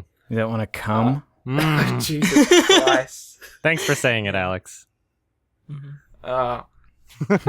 This is an incredibly uncomfortable movie. Yeah. It's a very uncomfortable movie. It's I very think hard that- to By talk design, about. of course. That but- first scene of the film, probably my favorite, honestly. I really it's enjoyed the scene as it is and also as an opener to the movie. Oh, I it absolutely sets the agree. stage perfectly, like Quinton It was has saying. that. It has that great line where he says, "Is it someone else?" And she just says, "No, it's just you." It's like so crushing. It's trying so to make him feel brilliant. better, but it makes him feel Yeah. worse. Yeah. No, I'm Which not is going to give this hilarious. to you. I'm going to give this to someone who actually loves me for who I am. Yeah. Brutal. It was. great. It was fucking awesome. Yeah. This is The whole film is like that. the acting is fucking terrific in this movie, and the script Yep. as well is brilliant. Love Absolutely. me some PSH. That's clearly the star of the movie is the writing and the acting, and the Yeah. directing is very laid back, but it's all very purposeful. You can tell it's purposefully laid back because it's trying to draw attention to the performances and everything. But like, Absolutely. there's some really fantastic filmmaking and production design. There's a lot of green in this movie. Like there's a lot of nuances like that I thought were great. It was like Love on a Leash, how the house was green all the time. Yeah. How everything was green. Yeah, a lot of parallels with Love on a Leash, I noticed. Yeah. Oh, Is that a good thing? Yeah, it's a great thing because Love on a Leash is a great movie too. They I were agree. clearly inspired by 10 out of happiness. 10. Yeah, 10 out of 10. You know, Philip Seymour Hoffman's character was originally, they had in mind Jack Black for it. Oh. Oh, that would have been interesting, but I think it would have been more distracting than. I think it would have He been too is. on the Yeah, nose, yeah. Too overtly comedic. Philip Seymour Hoffman does an amazing job performing this character as a real person. You know, yeah. even if Yeah. you laugh Absolutely. at things that he's doing, and even if it's undeniably comical, some of the things that happen with his scenes, he doesn't play it off for laughs. He really explores and dives into this character, and he does it in a way where it's like you believe that this is a person. And Yeah. he's one of those actors where like he's so fearless when it comes to, I guess, doing things that are unflattering. You can tell he has no ego. He's not like trying to look pretty in anything that he does, but he's not doing it for Yeah. laughs at the same time. He's like literally transformed into this slob, reclusive, weird fucking guy. And I think Yeah. he's just amazing. One of my He favorite steals the actors show. ever, honestly. Mhm. I mean- he's terrific in this. Who was the guy who played the pedophile? Because that's I a forget his very name. hard role I've to seen him pull in a off. bunch. Dylan though. Baker. I mean, when you first see him, it's like he's shooting up a park. Well, that's our introduction to him, Yeah. which is fantastic. And then you see just like he lives this normal life. He seems like a normal guy for like most of it, even though there's this clearly there's something sexually going on with kids involving, Yeah. him. And Yeah. it's like even to the very end, you don't know if he did it or not, if he's actually capable of like sexually assaulting a kid, which was great. There was always this doubt. You didn't I feel think that? it was pretty heavily implied that he did it. I think it was. They don't show it though. Well, It was yeah, of course it was heavily implied. Yeah, how No, the it's fuck heavily would they implied, yeah. show it? I mean, like that would get Of like course, of course. But there's like It was you see him be this incredibly normal guy, implied. this normal family. Yeah, of course it's implied, but it's this normal family guy, and there's always this doubt in your head, like, did he actually fucking do it? I think yeah, he he for ends sure up You don't did know it what in level my he went to watch. up until... Like that end scene with He him and his fucked son his is butt. so compelling. Yeah, but Yeah. the son asks him, and you're like, is he gonna confess it? Did he really do it? And of course he did. You know, I think that's the most disturbing scene in the whole film to me. I agree. Is when he's And that's just really saying describing it. There's a lot of Yeah. really uncomfortable scenes with that man, and especially with his Yeah. son, where it's just like, I could never like. I appreciate art in all of its forms. I could never write or direct something like that, even if it's for some sort of purpose. I could never have an adult have a conversation with a little boy about like jerking off and Yeah. weird, creepy shit. Because you're setting that up as the director too. It's like Yeah. that's got to be I mean, you are, uncomfortable but- to film. when they were recording the kids' takes, they weren't saying the same dialogue. So like everything Oh, really? the father says in his takes, yeah, because what the guy was saying was so fucking horrible. Like they can't have this kid listen to that. So they fed this kid like fake lines of dialogue, and he reacted to the fake Okay. lines of dialogue. Like so, like Yeah, he but he wasn't does say telling like, the some kid like, messed "Oh, up- I want to the kid fuck actually you." has... Oh, he still does in the same Yeah. take, but nothing really that bad. Like especially toward the end, he says some really horrible stuff that they were not going to let that kid hear. So I did doesn't kinda the kid literally say, "Would you want to fuck me?" Yeah. Yeah. I mean, That's a good. I mean, that's a good point. I don't know what they told the kid, but this is what I read in an article. And he's like crying. Okay. yeah. yeah, Like, how do you? Yeah, There's almost no point. I don't know. No, I think they're Yeah. okay. that was the first character we brought up because it's the most ostentatiously shocking aspect of the film. yeah, I would It's say probably it's like what it's most. It's star what's of the movie, most almost. infamous for. But there are a lot of other really interesting characters I feel like we could dive into. I felt like the best character was the dad. I just thought he was really funny. Jackie Whereas it's Treehorn, like- yeah. His whole thing was that he was like a closet asexual, I guess. Yeah, And so they would be like, "Are you leaving me for another woman? Are you going to find a new person, Dad?" And he just goes, "There's nobody." And that's like Yeah. his bit. I just thought it was funny. Good impression. yeah. there's Good impression. And he was like finished with life, and then he goes to the doctor, and they're like, "You're as fit as a bull, mate. You're just gonna live to be Yeah. 100." that is kind of Stay funny. away from the salt, and then Yeah. he just pours salt onto his meal at the end because he just doesn't want to fucking live anymore. It's awesome. I thought there was a really interesting juxtaposition between all the sisters. They have like different. By the end of the film, at least, they all have like different viewpoints of that sort of thing. They all go through their own arcs. So like Joy's thing is that throughout the film she's like the innocent one, and then the mom, her thing is that she's like the mature, responsible one with like a family and a house, you know, and then the writer sister, I guess her gimmick is that she romanticizes horrible things, you know. She feels Yeah. as though she hasn't experienced life. You know, she's had a too perfect of a life, and she feels like a phony for writing about things that aren't true and selling her personality on like rape stories. And I feel like she definitely has like a morbid fascination with things that the other sisters don't. Like there's that moment at the end. I might have just imagined this, but there's this moment where like she's describing, you know, what happened to the doorman to the other sisters. And she's like, "I just wish I'd known her to understand her." And there's like this pause where you suddenly remember that the other sister had like a husband who was a pedophile. And so like the writer sister is romanticizing this horrible thing. Meanwhile, while she's sitting next to someone who lived through something just as bad. Like you know what I'm saying, right? Yeah, Like of course. there's a totally different perspective that the two of them have on horrible things happening Yeah, to the people around them. which is so interesting. The whole movie is just brilliant, like writing like that. Did you guys notice the music being I guess you did, but like it's very corny. Yeah. It sounds almost Yeah. like elevator Yeah. music. Yeah. And that's the point. Is that it's like this boop boop boop boop fucking music as all these horrible things are happening. The which title just card. adds the title card, happiness, and it's like this. It looks like a 1920s style like fucking card that they show when there's supposed to be dialogue or something. It's so funny. I would say the best instance of that for me was when the wife and pedo man were like greeting each other at the dinner table, and it almost felt like a cheesy family sitcom. You know, meanwhile, there's some very serious, very fucked up shit going on behind the scenes, but it's almost like this fabricated, picture perfect life of the American dream. Like, I have everything I want, and like, we're happy with each other, yada, yada, yada. Like, nothing could go wrong. Meanwhile, my sister, she's always miserable. But in the end, everybody's miserable no matter what you do, no matter what you're attaining. And happiness is just something that you're reaching for that you could never possibly attain. Yeah, that's such a good point. I feel like there's this idea throughout the film that there's this separation between like people's regular lives and I guess, you know, the I don't know how to say this in a sane way. Like the facade you put on.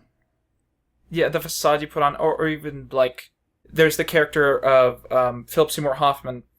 His thing is that like he's fascinated with like the fantasy of sex and even like assault, but when he's given the chance to go through with it, like it's the most horrifying thing to him. Well, yeah. And then there's the father character who's like asexual, and then it's implied that the woman that Philip Seymour Hoffman meets, it's implied that she's also sort of asexual. And it feels like almost like the happiest moment in the film is just where Philip Seymour Hoffman and this woman he's met, they just like lay down in bed. And like she has a blanket over her and he's facing away. And that follows the sequence where he tries to go through with this sexual fantasy and it just doesn't work out. I don't know how to put this. I guess it's just like the idea of each character, like there's this separation between their regular lives and like the things that happen in their sexual lives.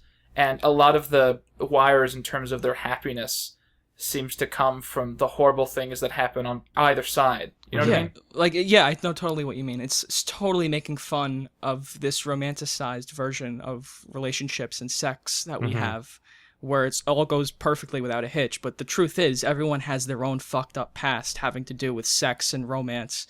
And when you take like all these flawed fucking people and put them together, it's like, yeah, they kind of fall in love, like Philip Seymour Hoffman's character and that other woman. But like she got raped in the past, so she doesn't want to have sex. And Philip Seymour Hoffman's just a weirdo. So at the end, they get together, but it's in their own weird way. So it is kind of sweet.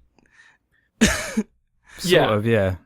I feel like there's a lot of similarities between this film and Synecdoche, New York, in terms of like themes. No, yeah, I feel that way, especially from a few scenes. Like they really drive home this idea of like indifference to others' suffering, in a sense. Yeah. That everybody's so absorbed in their own life and doesn't give a shit about anyone else or anything happening around them. Like when she's at work and she's talking about Andy's death, and they're just like they don't even pay attention to how distraught she is emotionally. They're just like, oh, do we know Andy? Was he the guy over? Yeah.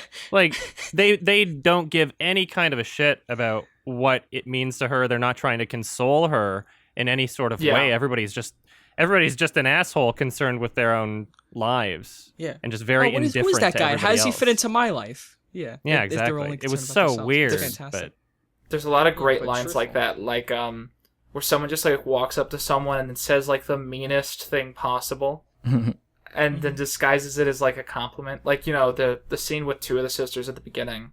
I think it's the first scene where you see more than one of the sisters at a time. And one of them's like, you know, everyone always thought you'd be sad and alone and pathetic, with accomplishing nothing, with no job and no life. And, you know, I'm starting to think eventually that might not be true. It's breaking down that idea of the grass always being greener on the other side. Like every person dreams about the thing that they think they want, and sometimes if you actually get that thing that you've fantasized about or whatever, it doesn't quite live up to your expectations, or can get you into a fuck ton of trouble like it does for the pedophile guy. Yeah, exactly. There's this grand irony to the misery of it all, because the film is totally miserable, and it plays it serious within the context of itself. Like it doesn't have jokes per se. It's just the characters are funny, and the misery ironically kind of makes you happy in comparison, because you're glad that you're none of these fucking pathetic, sad, disgusting people. Yeah. I'm really upset that this film is not in HD. It's one of those movies. Yeah, I was going to apologize for that. I didn't realize it was so hard to find. I saw people complaining on Reddit that, like, how do I find this goddamn film? Yeah. And even I had trouble. Like, I went into a bunch of different, like, DVD, Blu-ray stores and was like, do you have this film Happiness? And they were like, no, never heard of it. Well, you told me weeks ahead of time, and that was the only reason I was able to get, like, a copy of the DVD. Yeah.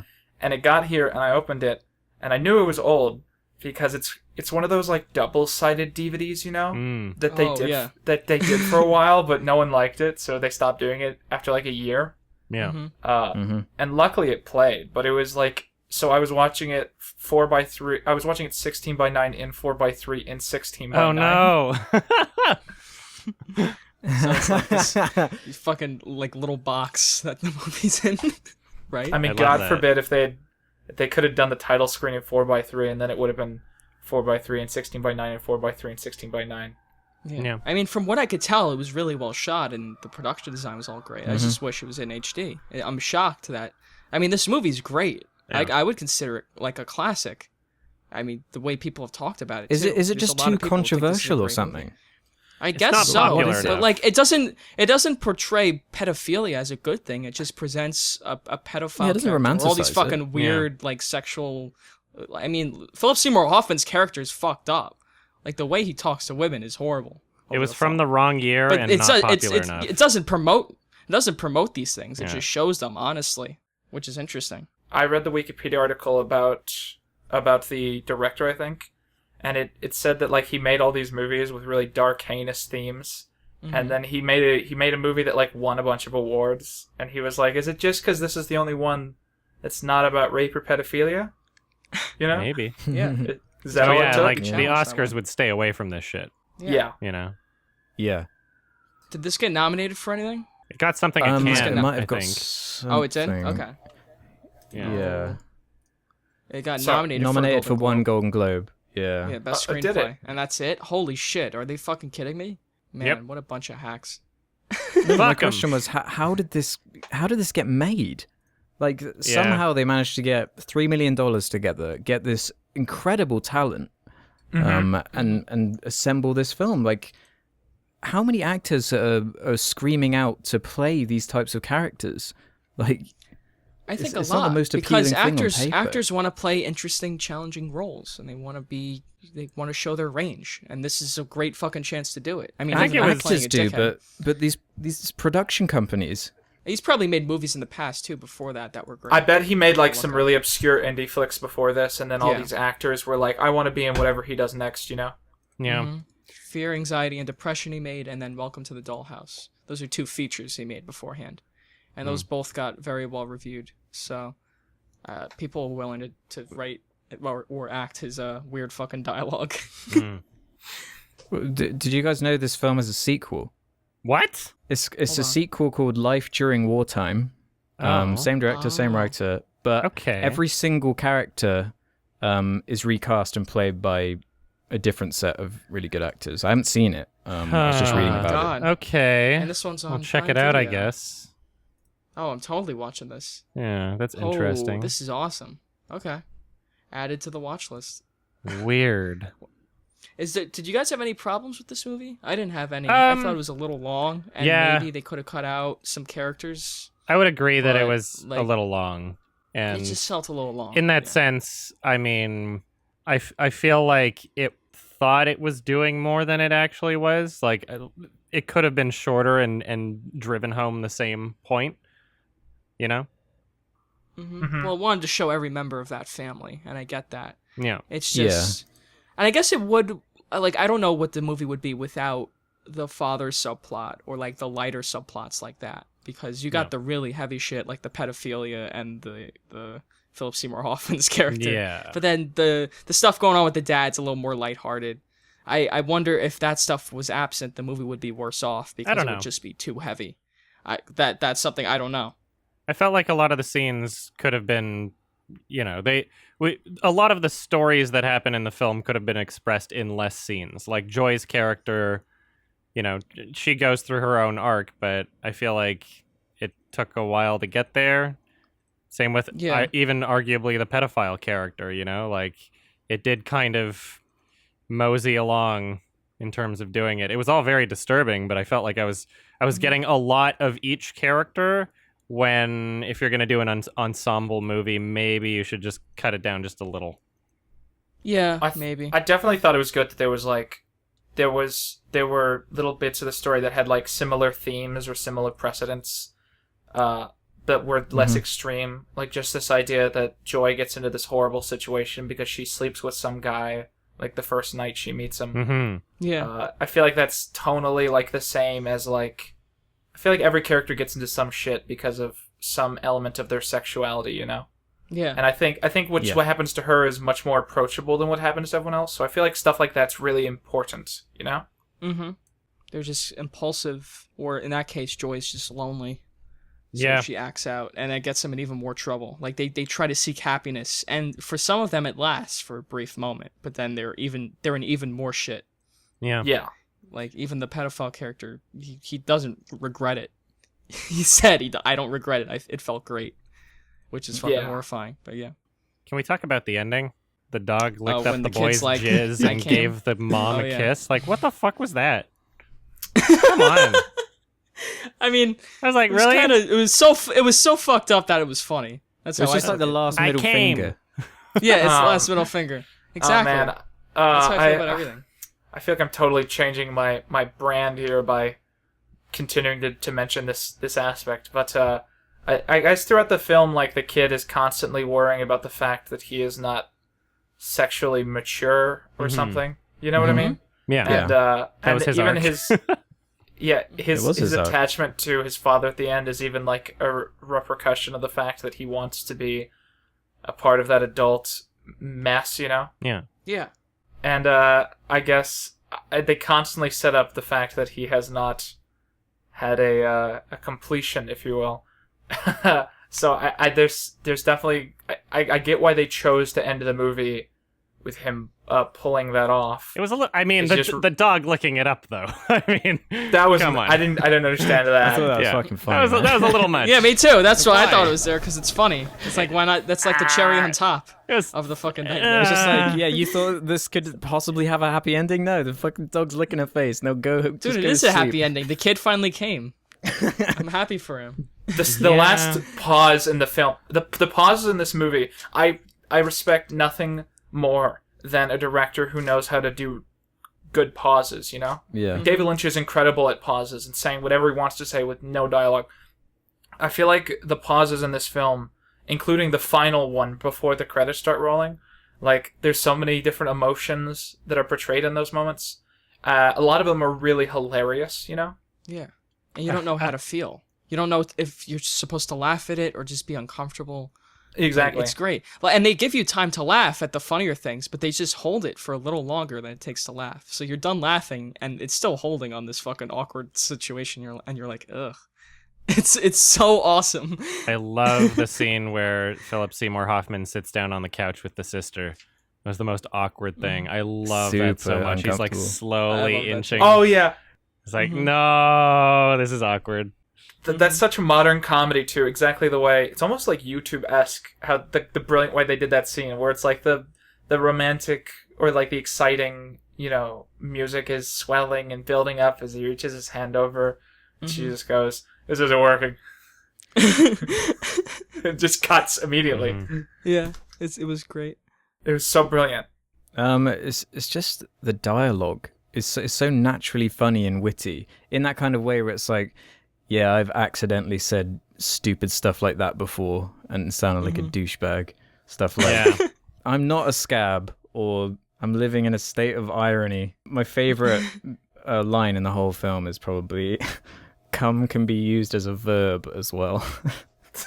I love that. It's so sick. I thought the internal dialogue was really funny because they all sound like idiots, but it's also like that's how I feel like we all think. Yeah. And oh god, I don't want to say the funniest quote I thought, but it was the one about her worrying that she's not legitimate. You know, she's like, I'm not real. She says something like, I don't know what it's like to be raped. Yeah. She wishes that she was raped as a child, so then she could be a genuine artist. But that's so relatable. So messed up. It's messed up, but it's like that's one of the great things. Every character, a tiny part of one of this ensemble of characters, will resonate with you in some way. You'll relate on some level.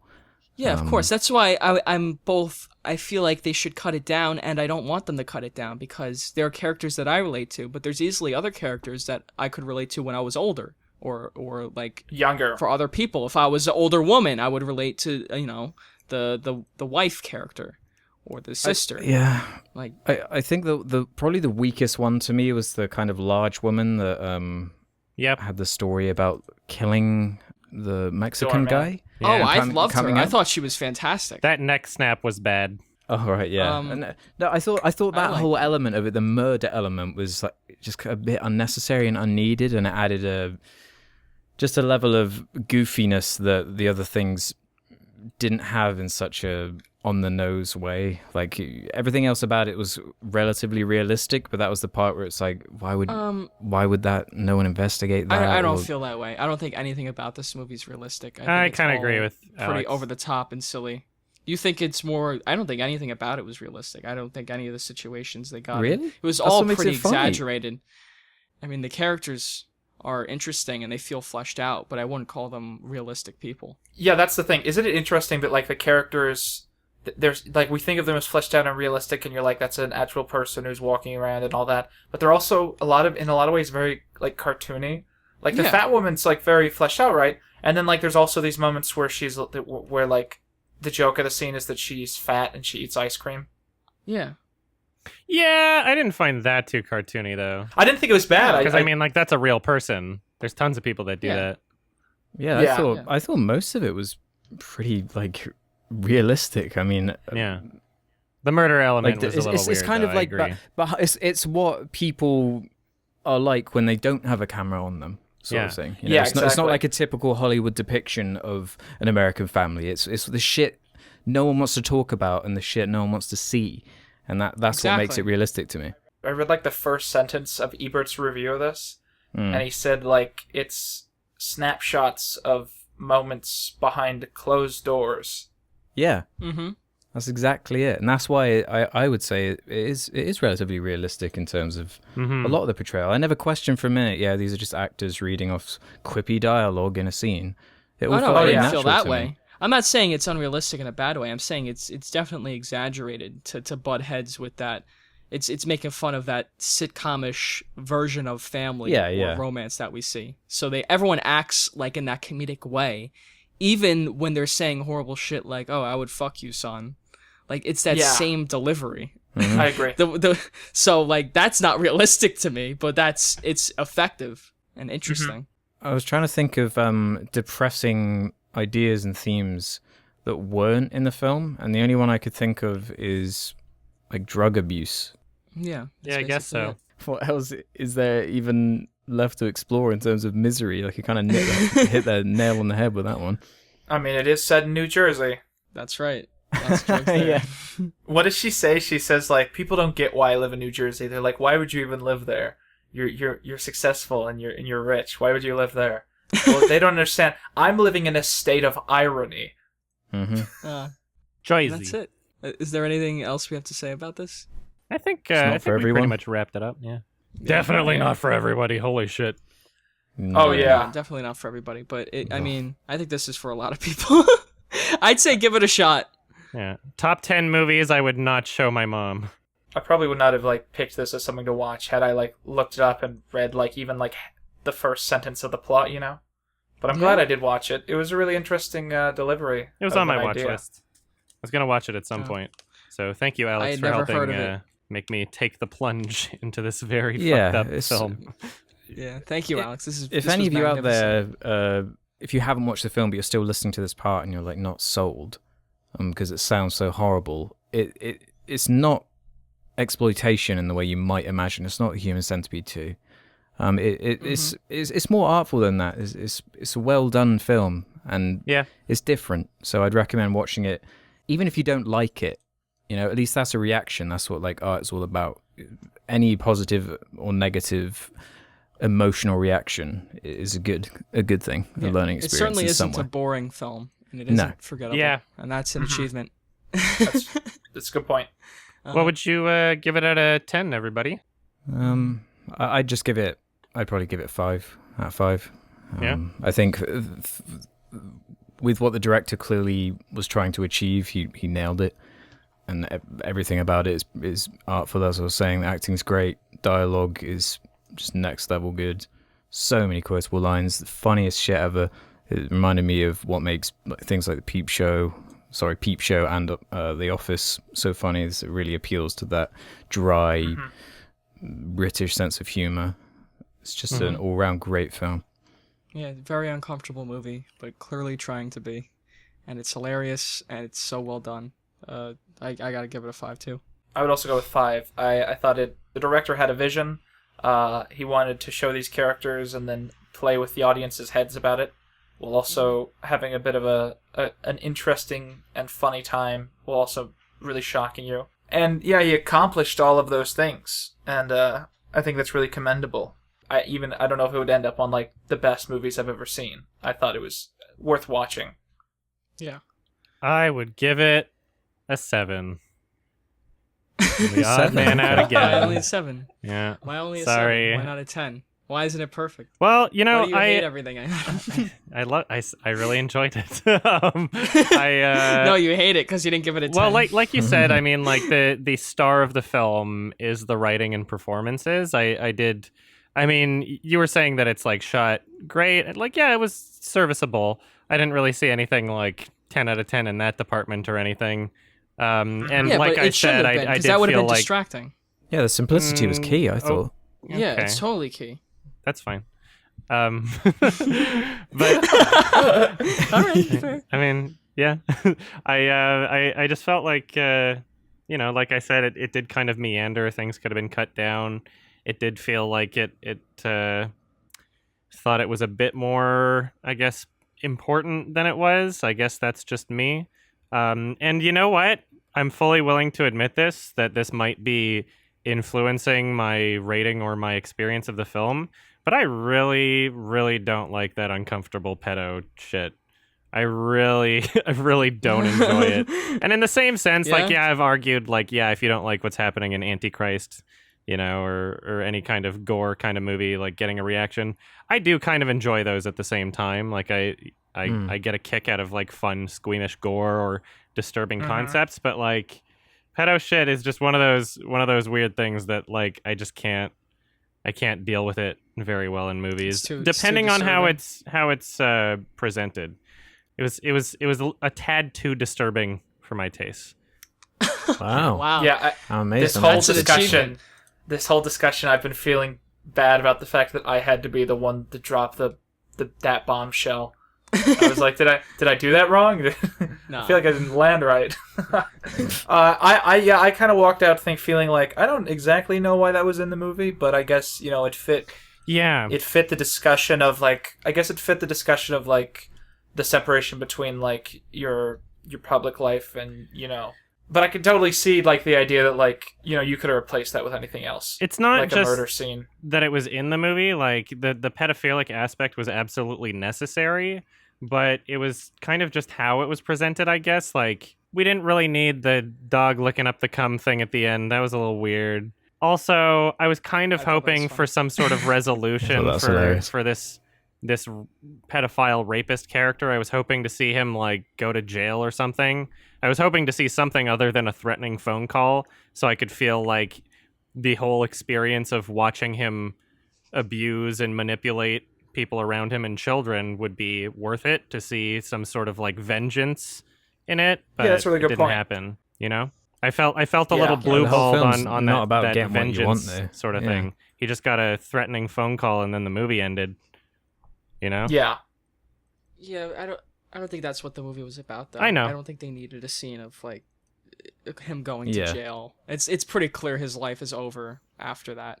I mean, I think once you see, I think understanding the reaction that his family has to it, and I feel like that final scene with his son, I feel like those really illustrate what the film is going for a lot more. Just like the dinner scene where they're not saying anything and they're trying to stick to the dynamic of their family relationship, but also like it's setting in for all of them. They're like their dad's a pedophile. Like I said, like a scene in silence. I don't know how to put this. I guess it was just fascinating to me how they did that. Yeah. You know? And Yeah, I get you. I just want to confirm for audience members that I don't think that really influenced my rating of. It's not like I'd rate it a 10 if it didn't have like pedo shit in it, but like Yeah. it is. I guess I have my personal preferences over, I guess, how the story flowed and what was necessary, what wasn't, what could have been cut out, and it didn't really click to me on a level that I would give it a 10 out of 10. I still appreciated every aspect of the writing and the acting especially, and I think that it's a great movie overall, although very uncomfortable and not one that I want to watch again at any point, really. Exactly. It's like, I got it. I got the movie. So I would never recommend it to anyone. Honestly, I would never be like, "Hey, dude, you got a free weekend? Do you know what you that's should why watch?" there's no Blu-ray. Yeah. Because it's impossible to I would recommend. recommend it to a certain type of person. Yeah. That's actually an interesting thing. I don't know if who would I recommend this to. Like, people would think there's something Exactly. wong with me if I Yeah. recommended this to them. I I would got a have to like great movie throw for it you. on at night. Alex recommended it to the three of us, I guess. Yeah. Well, yeah, Which is for awesome, because discussion. otherwise we never would have had a chance to see it. Like, who the fuck Yeah, would exactly. recommend? What kind of weird British weirdo would recommend a movie like this? All right. So I guess move on we're to heading questions? on to questions now. Yeah, Oh, boy. good, good. Yeah, I Ask read some questions of on the these. Reddit. Hell yeah. Reddit.com/r/Sardonicast. Question thread there. Get him. Get them. You guys got questions? Adam said he had questions. I want to see. No, what I was he's got. asking if got you have questions. questions. I thought you said you had questions too at the beginning. No, We well, have I said I questions, had too. questions for Quinton, and I snuck them in He already asked over the them. course of this podcast. Ah, Yeah, I was he asking asked Quinton, it, yeah. Yeah, you Quinton a goober. bunch of Neat. questions. Yeah, those were good questions, man. I like those. Where'd you Yeah, get those? good job, Adam. I got them for my special place. Thank you. Alex, you Thank got some? I I'm can- bowing I can right go now. I first. know you Yeah, can't yeah, tell, yeah. but I'm bowing. Yeah. All right, go ahead, Alex. So our first one here is from Willie Butts, who says, "Which anticipated film has disappointed you the most?" Ooh. I'll start so you guys Oh, have God. a bit of time. Good. As of late, it was probably Alien Covenant. I don't know why I had hope, considering like Prometheus and other stuff Ridley Scott has done, but I just thought, you know what? This is the same director as the original. The Alien franchise has been a complete mess up until this point. Maybe this is one where we can kind of turn it around, go back to basics. Nope. It's one of my least favorite Alien films. That film is abysmal. Nice. It's awful. It's really bad. Yeah, Insult I was so to angry everything watching alien. that film. And not even consistent with Prometheus. Like, it pretends to No. answer all the questions of Prometheus, and it's I would like, have been wow, fine you with guys it if made it this was up. like a proper continuation of Prometheus, but it Yeah. wasn't. It isn't. It also abandoned It's that one. Prometheus again, just shit. I was kind of hoping Yeah. that it would at Yeah. least look nice, because Prometheus was well shot. It had some great Yeah, cinematography. Prometheus at had like a points. really interesting world. But Yeah. then that was all abandoned. It was so strange. yeah. Alien Covenant has possibly the worst use of like CGI in what's supposed to be a horror movie. A Yeah. film of that caliber should have like Yeah. the way it was shot like an action movie instead of a horror movie. So it was showing way too much of the like creature. I thought there was Yeah. some decent kind of mood and atmosphere being built up. Then as soon as they show this stupid creature that looked dreadful, was so goofy, was just jumping around like a fucking cartoon Sunday morning cartoon. Did you like the character. part where the actor who played Dr. Manhattan, an alien came out of him, and it was like a CG alien, and it did like the Jesus Christ cross thing? Why do they was keep really doing subtle. this? They keep, let's take this thing that oh god, it's so annoying. Ridley Scott just completely ignoring or misunderstanding everything that made the original Alien work. The mystery is what makes it work. Not having the answers is what makes things work. So Hollywood has this obsession with going back into the past of stories that have already been told, and the past is never as interesting. What good prequels are there? Like, None. God, no I one hate cares. that film. Yeah. Mine would have to be, I guess recently, I saw Hot Summer Nights, which was this indie film I was looking forward to about drug dealers. And I saw it on VOD recently, and very disappointing. Have you guys heard of this movie prior to me? No. No, Bring it at up. all? Timothy Chalamet, Vaguely. isn't it? How the fuck do you say his name? Timothy The guy from Chalamet. Call Me By Your Name. Yeah, Timothy Chalamet, or whatever. Uh, And it was like, it was well shot. You could tell everyone really cared. The acting was good, but it really just, the story itself was not worth telling, and it was really kind of dull, and I didn't like it, which is a shame because I was actually really looking forward to it. But that's the best answer I've got. A shame none of you guys have heard of it. I guess you never will because it's not that good, and it's not worth seeing. I'd searched it before, well. but yeah. The trailer looked good. Oh well, that's why I don't look at trailers because they're always wrong. I have an answer. Mine's an adaptation, which I feel like is cheating because it means you go in with a very specific expectation of the original. Because you guys had much better answers in terms of just a standalone expectation, but it's a weird one. Abraham Lincoln Vampire Hunter. Oh, okay. I read the Oh, I yeah. read the book, and as a history buff, what I love about the book is that it's actually a very accurate discussion and representation of Abraham Lincoln. You know, it deals with stuff like all the Vampires. horrible tragedies. like when Abraham Lincoln was young, he had so many tragedies. Like his mom mysteriously died. He had like a fiance he was head over heels in love with, and she suddenly died like in the exact same way. And like Abraham Lincoln was one of the only presidents where no one has any records of him going to church. He would say that he believed in God publicly, but he never he was never aligned to any church or anything. And the book is a really interesting discussion of that and an exploration of his life and as him like fighting slavery and that sort of thing. And it just happens to be that for every gap where we don't know the explanation, it just like writes in vampires, you know? Well, So obviously. it's just like his mom died because of vampires, his fiance died because of vampires, he hates slavery, vampires, you know? So I wanted to see like a serious historical, you know, like Steven Spielberg-esque historical movie that happened to have vampires in it, you know? And Abraham Lincoln Vampire Hunter the movie is like this boring wannabe superhero flick that doesn't do anything interesting, especially under the context of how much I liked the book. It's just very forgettable. Like, there's nothing memorable about that movie. Yeah, I totally agree with you. Yeah. And it's just brown and just boring. And it should have been campy fun. If it had been campy fun, I could have seen it working, but it totally isn't. It's really. I think that came out the same year as Lincoln, you know? Yeah. When I saw Lincoln, all I could think was like, oh god, just imagine Lincoln exactly the same, except there are vampires in it. That's what I wanted. That's mine though. Well, I don't often get disappointed for things that I'm excited for, that I'm hyped for. There are some examples, I guess, of directors that I'm looking forward to or excited about that had just started out, and then it's like, oh, I guess their first movie was a fluke or whatever. The most recent example of something that I can think of where was actually disappointed, I had no good reason to be excited at all. It was a film that I saw while I was in Montreal last week at Fantasia Fest called The Man Who Killed Hitler and Then the Bigfoot. And that movie. Okay. And I've seen so the this was the trailer. world premiere, and it's starring Sam Elliott. And based on the title alone, even maybe debatably the poster, you would expect that the only way that movie could ever be made, or the only way that it could work, is if it's kind of like a self-parody, like, I don't know, Hobo with a Shotgun, or, you know, some sort of like, haha, killing Nazis, like almost Kung Fury or something. Something that's like over the top, or at least self-aware, so that if, Corny you know, tone. corny intentionally.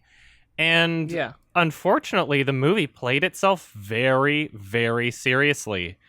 And was Which not could also be funny. good at all. It could have worked as a serious movie, I guess, but it was just it was so incompetent at everything that it tried. The only decent part of the movie was Sam Elliott's performance, and he did a fine job. But the rest of it spends so much fucking time on shit that doesn't matter.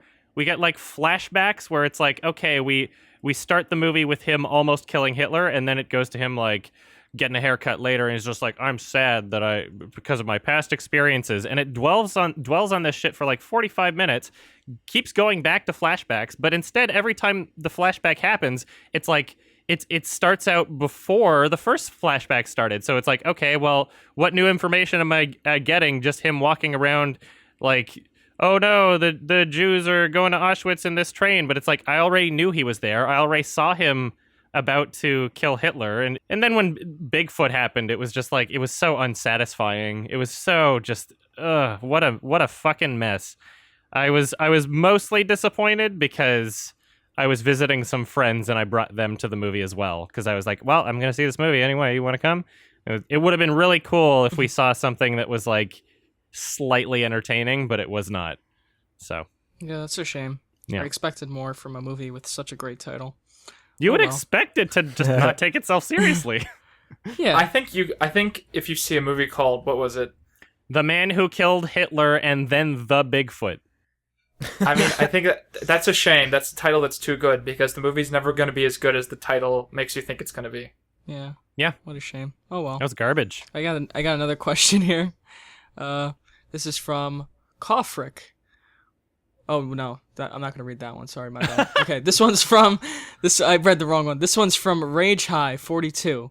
What are your favorite guilty pleasure movie genres? Oh no, movie genres. Let's just say movies. Yeah, let's say favorite movies. guilty pleasure movies. Yeah.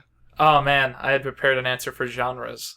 Oh yeah. Well, what's a genre? Say a genre, and then it. we can do movies after. We can do Okay, both. so I wanted to do anime dubs from the 80s, where like they try and change the plot of the anime. Oh, I've seen those. Can you name a few? Because I know this one. It's like the guy who voices Nathan Drake does it. Oh, well, Nolan I North. think one of the more infamous ones in the community is a movie that barely exists. Like, they canceled it, but it's Robotech the movie, which is like, they were adapting a movie called Megazone 23 Part 1, and they were just going to animate a new ending.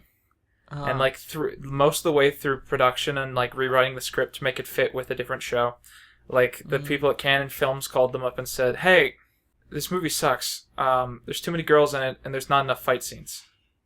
So you need to add in more robots, right?" Okay. And he goes, never "What the hell am I heard of gonna do? What do you mean I need to add in more? It's not my movie. I didn't make this." So he has to take take a different show. Oh, that's And- awesome. And take scenes from from like a 16mm animation TV show And make and it cut work. it into a 33mm anime film and try and make it coherent. And I think it's fascinating. And people always make fun of it, but it was canceled and it just had a very limited VHS release in Europe.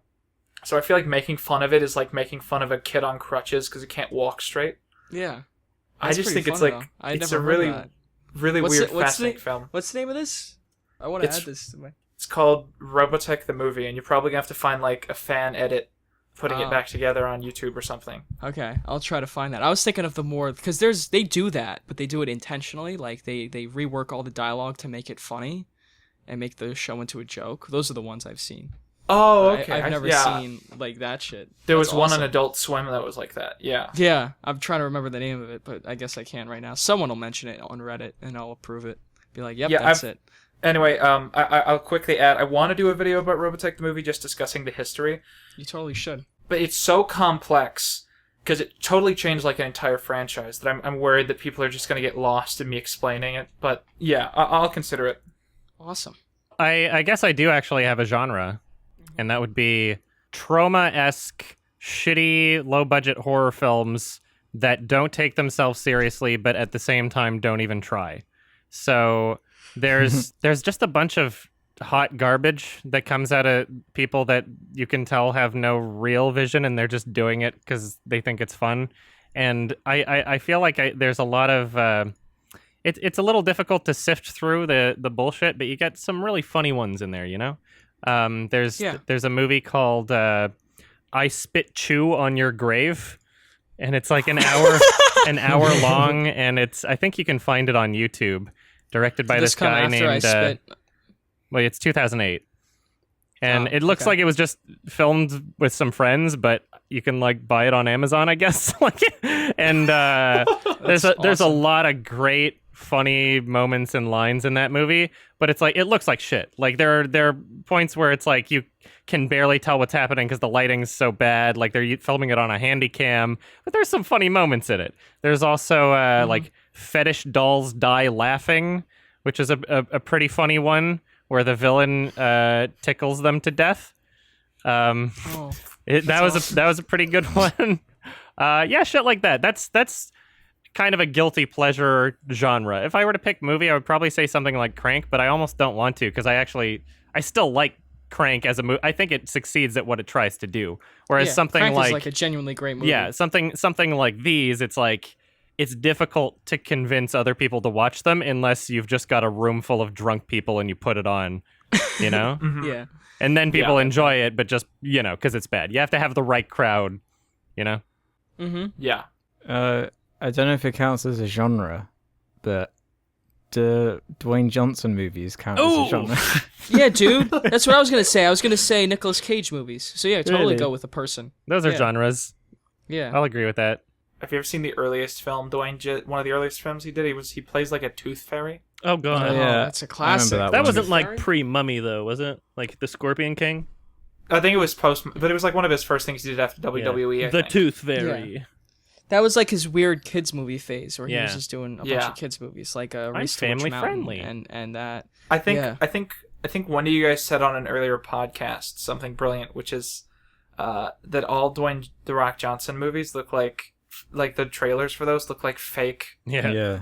Like if someone was going to make a movie about Dwayne The Rock Johnson playing a hack actor, every Dwayne The Rock Johnson movie trailer looks like a fake trailer they would make for that movie. Yeah. They do. Looks like the I'd beginning go as- trailers in Tropic Thunder. I'd go as far to say is that Dwayne Johnson has never been in a good movie, Yeah. aside from maybe Moana. Yeah. That's like the. I can- I wouldn't even only one consider you can make Moana a case good for. movie, but okay. Really? That's the Yeah, only it one I wasn't. could see Look through it. I didn't someone like it making at a all. case for. Mm-hmm. I wouldn't And call he it never good. plays a character. He just plays Dwayne Johnson. You know, like I'm sick of with the Rock there, but he keeps bringing He's me back. with his- sellable, man. He's really Yeah, sellable. he is. I but like him. He's the same character. He's in a every genuinely movie. likable guy. I like his to the figure. point where I hate the shtick he has, where like every character in the movie is like, "Wow, Rock, God, your arms are huge. Well, do that thing with your pecs, buddy." And just in every film he does it, and it's like it must be great being the Rock. You just turns up to set, and they're like, "Oh man, you're so cool. Here, take $50 million." Gives him a It's just like, noogie. yeah, and I he's don't have to and do he's anything, supposed to man. be. He's always playing like an everyman. Like, in the Rampage, he's just a zoologist. Or doesn't in make Skyscraper, sense. he's like he's some tech consultant. Meanwhile, he's this fucking huge Samoan Yeah, man. It's like it doesn't like, make any sense. how- Why I don't You gotta understand how he's cast him supposed to as be an like everyman. a fucking awesome. Yeah, like He's you a gotta cast him as a bodybuilder. ranger. He's huge. Or like a bodybuilder. You can't just cast him as a normal guy. Like, what is he in San yet they Andreas? Like a do. fucking helicopter pilot? The swole guy? That's what he does for a Skyscraper? living? He Fuck. flies helicopters? Give me a break. How many years until he becomes self-conscious and starts doing things like the Happiness movie? Like he starts like doing, he like plays a serial killer. I hope It would so. hurt his image too much. Yeah, Yeah, that's he the needs thing. to stay Everyman image. family friendly, and he also needs to do things where he doesn't actually have to act much. Yeah. Because he's Yeah, like, he as just soon plays as he's himself. required to show real emotion, I think people will clue in. Well, he's Yeah. clearly not a good actor. People like his personality, which is fine. I Yeah. get that. God bless him. He seems like a likable guy. It's just Well, he he's was a not good WWE actor. star. He Yeah. was a WWE star, and WWE stars are just like Power Rangers villains. You know. Yeah. That's all. Pretty That's much. about as much depth as they have as human beings. and in context of the show, anyway.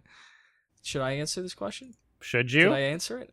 You said Nicolas Oh, yeah. Cage movies, but you didn't Oh expand. yeah, Nicolas Cage movies. Yeah, and that's not a genre, but anything with It Nicolas is. Cage, it's like a Yeah, it is. you never know what you're gonna get, because sometimes you get a great movie, you get a Fear and Loathing in Las Vegas, or you get a Vampire's Kiss, which is like great, but it's also terrible at the same time, and then sometimes you get a National Treasure, which is a meme. Like he's got such a great versatile portfolio that you never know what you're gonna get with him, and that's the magic of Nicolas Cage. That's a really good point. Uh huh. Totally the magical opposite man. of Dwayne The Rock Johnson. Yeah, Dwayne Johnson, you're always gonna get crap. Yeah. Guaranteed. Can I recommend a question? Because I read course. it Sure. and I kind of liked. Okay, yeah. Awesome. Do it. I read the top one. Maybe you guys skipped this for a reason, but it was something like, "What are your favorite movies that were never finished? Like, what if you could see one movie that wasn't finished, just like a version of it that's done? Like, what would it be?" Hodorowski's Dune. Yeah, that's the go-to. Yeah, all the comments Elaborate, said Adam. I don't know if I have to. Basically, Alejandro Jodorowsky was going to make a version of Dune, and there's a documentary called Hodorowski's Dune that explains the entire process. Very great documentary, very interesting watch. Not just interesting, but really funny, too. And the concepts that he Yeah. had for this film were just so crazy and out there. And obviously, this is the director of my favorite movie, The Holy Mountain, so I would have loved to have seen this. It paints this picture of, like, fanboy hype in everyone's minds that watches this documentary going, I wish I could watch this movie, but it will never exist. You know? Yeah. I recommend watching the movie to understand exactly what it was going to be or what it was trying to be. Very ambitious. Denis Villeneuve is making Villeneuve. Dune. Villeneuve. Oh, Yeah. He's making Dune. It's I know. gonna be 2 movies. I'm he happy said. about that. And Timothy Chalamet, whatever the fuck his name is. He is Timothy Chalamet. He's in it. So that's gonna be dope. I'm really looking forward to that. Yeah. the reason I brought this up is because I'm honestly like fascinated by like lost media or unproduced media or like defunct things, and I've done a lot of reading on things that almost existed. And I'm going to choose, this isn't like my favorite probably, but it's one that really fascinates me and it keeps me up at night that I don't know what this would have been like. So the Beatles basically made 2 films, and they were supposed to make 3, and it's often debated if any of their other like half films count as the 3rd film. Oh, yeah. But originally, what the 3rd film was going to be was the Beatles were going to work with Stanley Kubrick to adapt J.R.R. Tolkien's Lord of the Rings. What? Ooh, that would have been crazy. The Beatles and Stanley Kubrick were going to make Lord of the Rings. Isn't Wow. that insane? Starring Yoko That's Ono awesome. as Sauron. I don't know how I'd never heard of that. That's so awesome. I think he wouldn't sign over the rights was why it didn't get done. So maybe it didn't get too far into production, but like that's an infamous thing Yeah. Yeah. that almost got done. Yeah. Stanley Kubrick's AI would be a great unfinished movie answer here, too. I was gonna say, because my answer was Stanley Kubrick too. It's Napoleon, because he was gonna make a biopic about Napoleon. Oh Napoleon Bonaparte, which would have been very similar to Barry Lyndon, I assume. And he did a fuck ton of research. He has, in the Stanley Kubrick Museum, there are, like, it's a whole dresser of notes and facts. He had, like, researchers and historians look up everything about Napoleon. So he had this guy's entire life in front of him, and he was just going to make a movie about it. And it never happened, of course, because he died. And, like, the project fell through. And it had fallen through before in the past, but he was thinking of doing it after Eyes Wide Shut, but it just never happened. I heard sad. that he saw a different Napoleon movie, which is also famously really in depth and like one of the best militaristic recreations ever put to film. And he was sort of like upset that it was good. Why try? That makes sense. Can you imagine dedicating like your whole life to wanting to make a really good Napoleon movie, and then seeing someone else also do it? Mm-hmm. It'd be really upsetting. Like, pretty good, and it's going to be hard to beat. Yeah, I guess that's part of the reason too.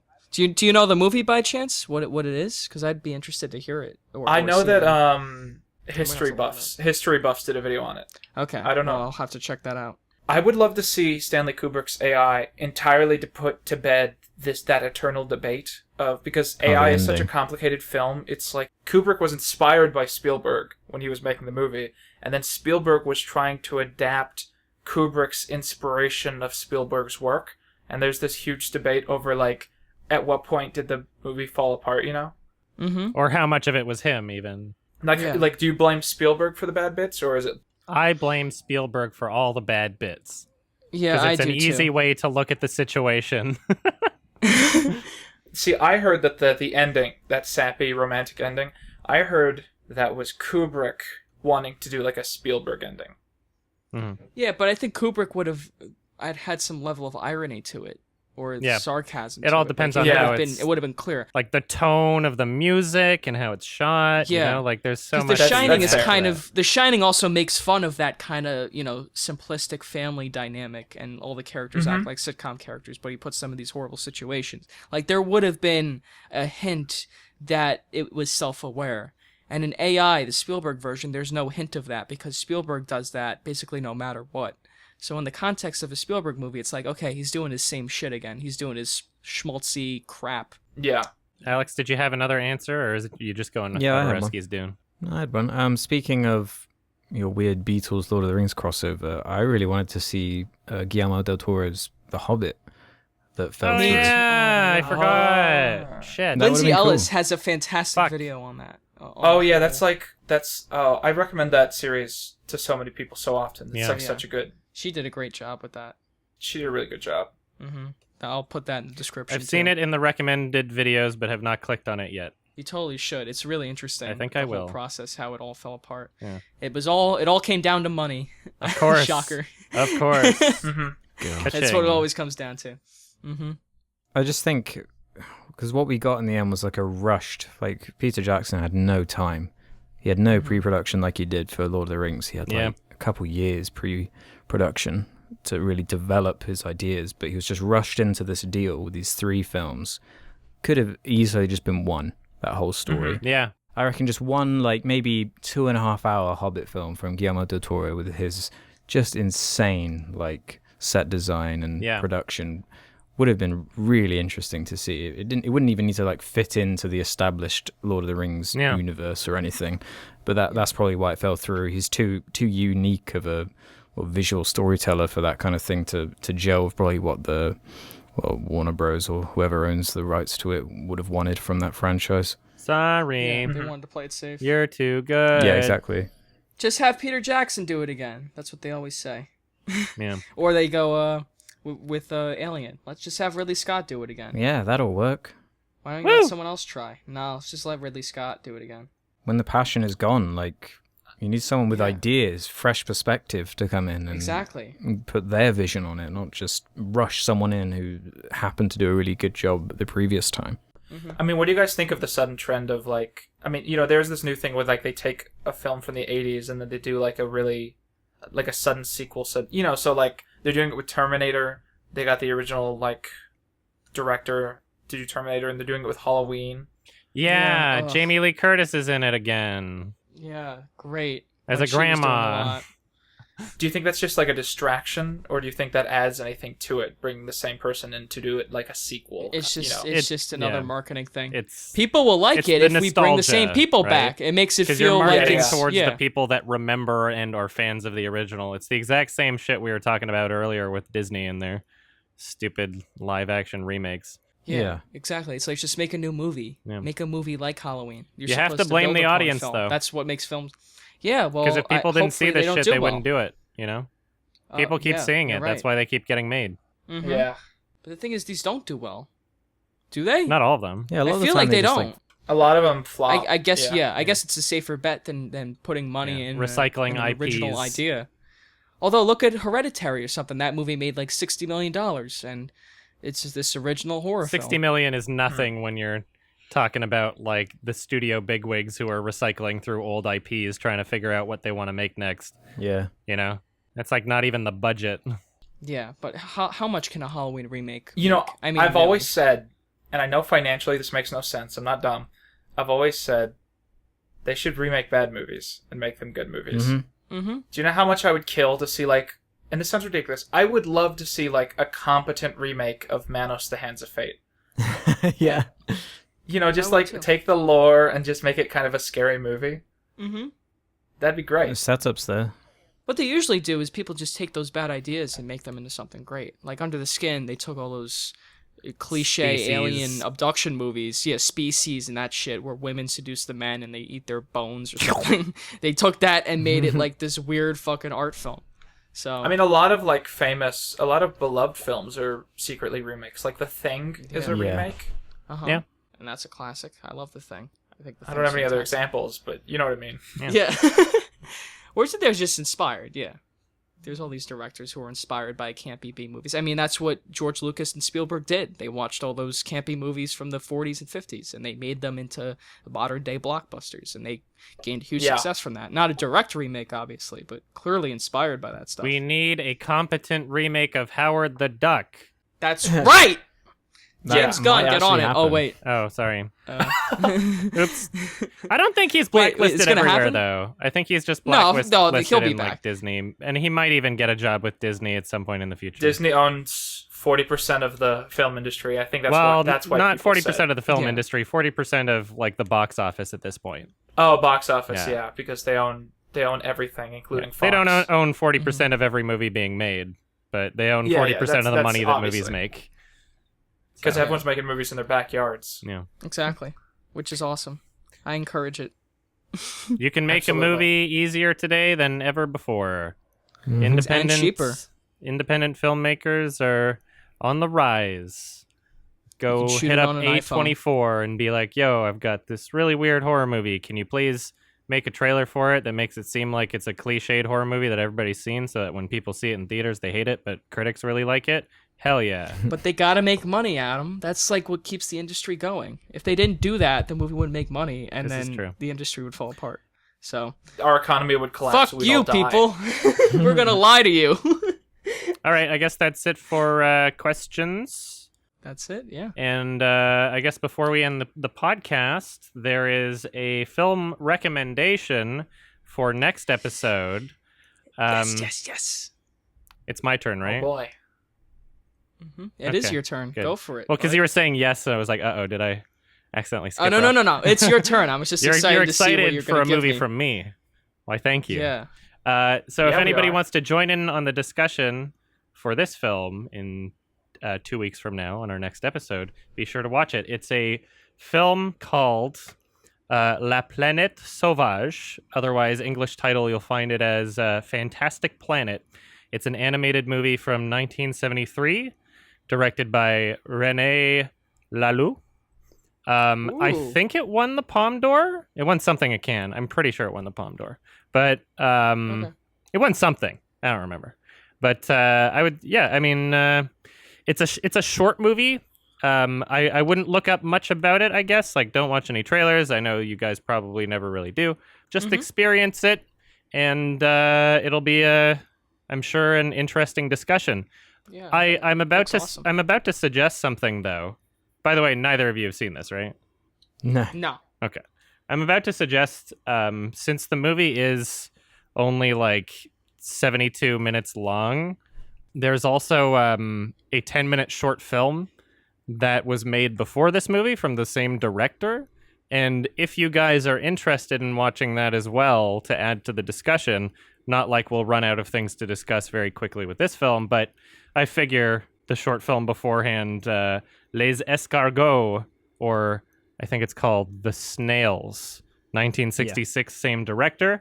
Oh. If it's actually on the Criterion Blu-ray, there is a copy of that on the special features. Might be able to find it online. Either way, if we can watch that, that would be cool. Cool. So check Thanks. it out for next week. It also Fantastic won. Planet. It won the special award at Cannes Film Festival. That's what it won. So, Won something. not the Palme d'Or, but it won something at Cannes. So Yeah, exactly. That's an achievement. Thank Awesome. you all for listening very much. Thank you to our very special guest, Quinton Reviews. You were fab. You were great. Oh, thanks. Do you Yeah, thanks have for having me. do you have anything you'd like Yeah. to plug other than your channel? I realized we should start doing that. I think I have a YouTube wiki page that has a sentence or two. Okay, cool. All right. Cool. If you want to support the podcast, go to sardonicast.com. $2 a month will get you the episodes early, or patreon.com/sardonicast. You can help support the show, and they will be up when they are edited. Thank That's you right. all for listening. Any closing statements or last words? Any final thoughts? No? I came. Oh, God. That's all you need. Oh no. That's a good way to end it. Fucking Yep. dog licking up jizz and kissing somebody. Anyway, fuck off. It's Oh, hilarious, God. dude. Yummy. That's bad. All right. Bye. Bye, everybody. Bye-bye. Goodbye, Bye. goodbye, goodbye. All right. Bye. Bye.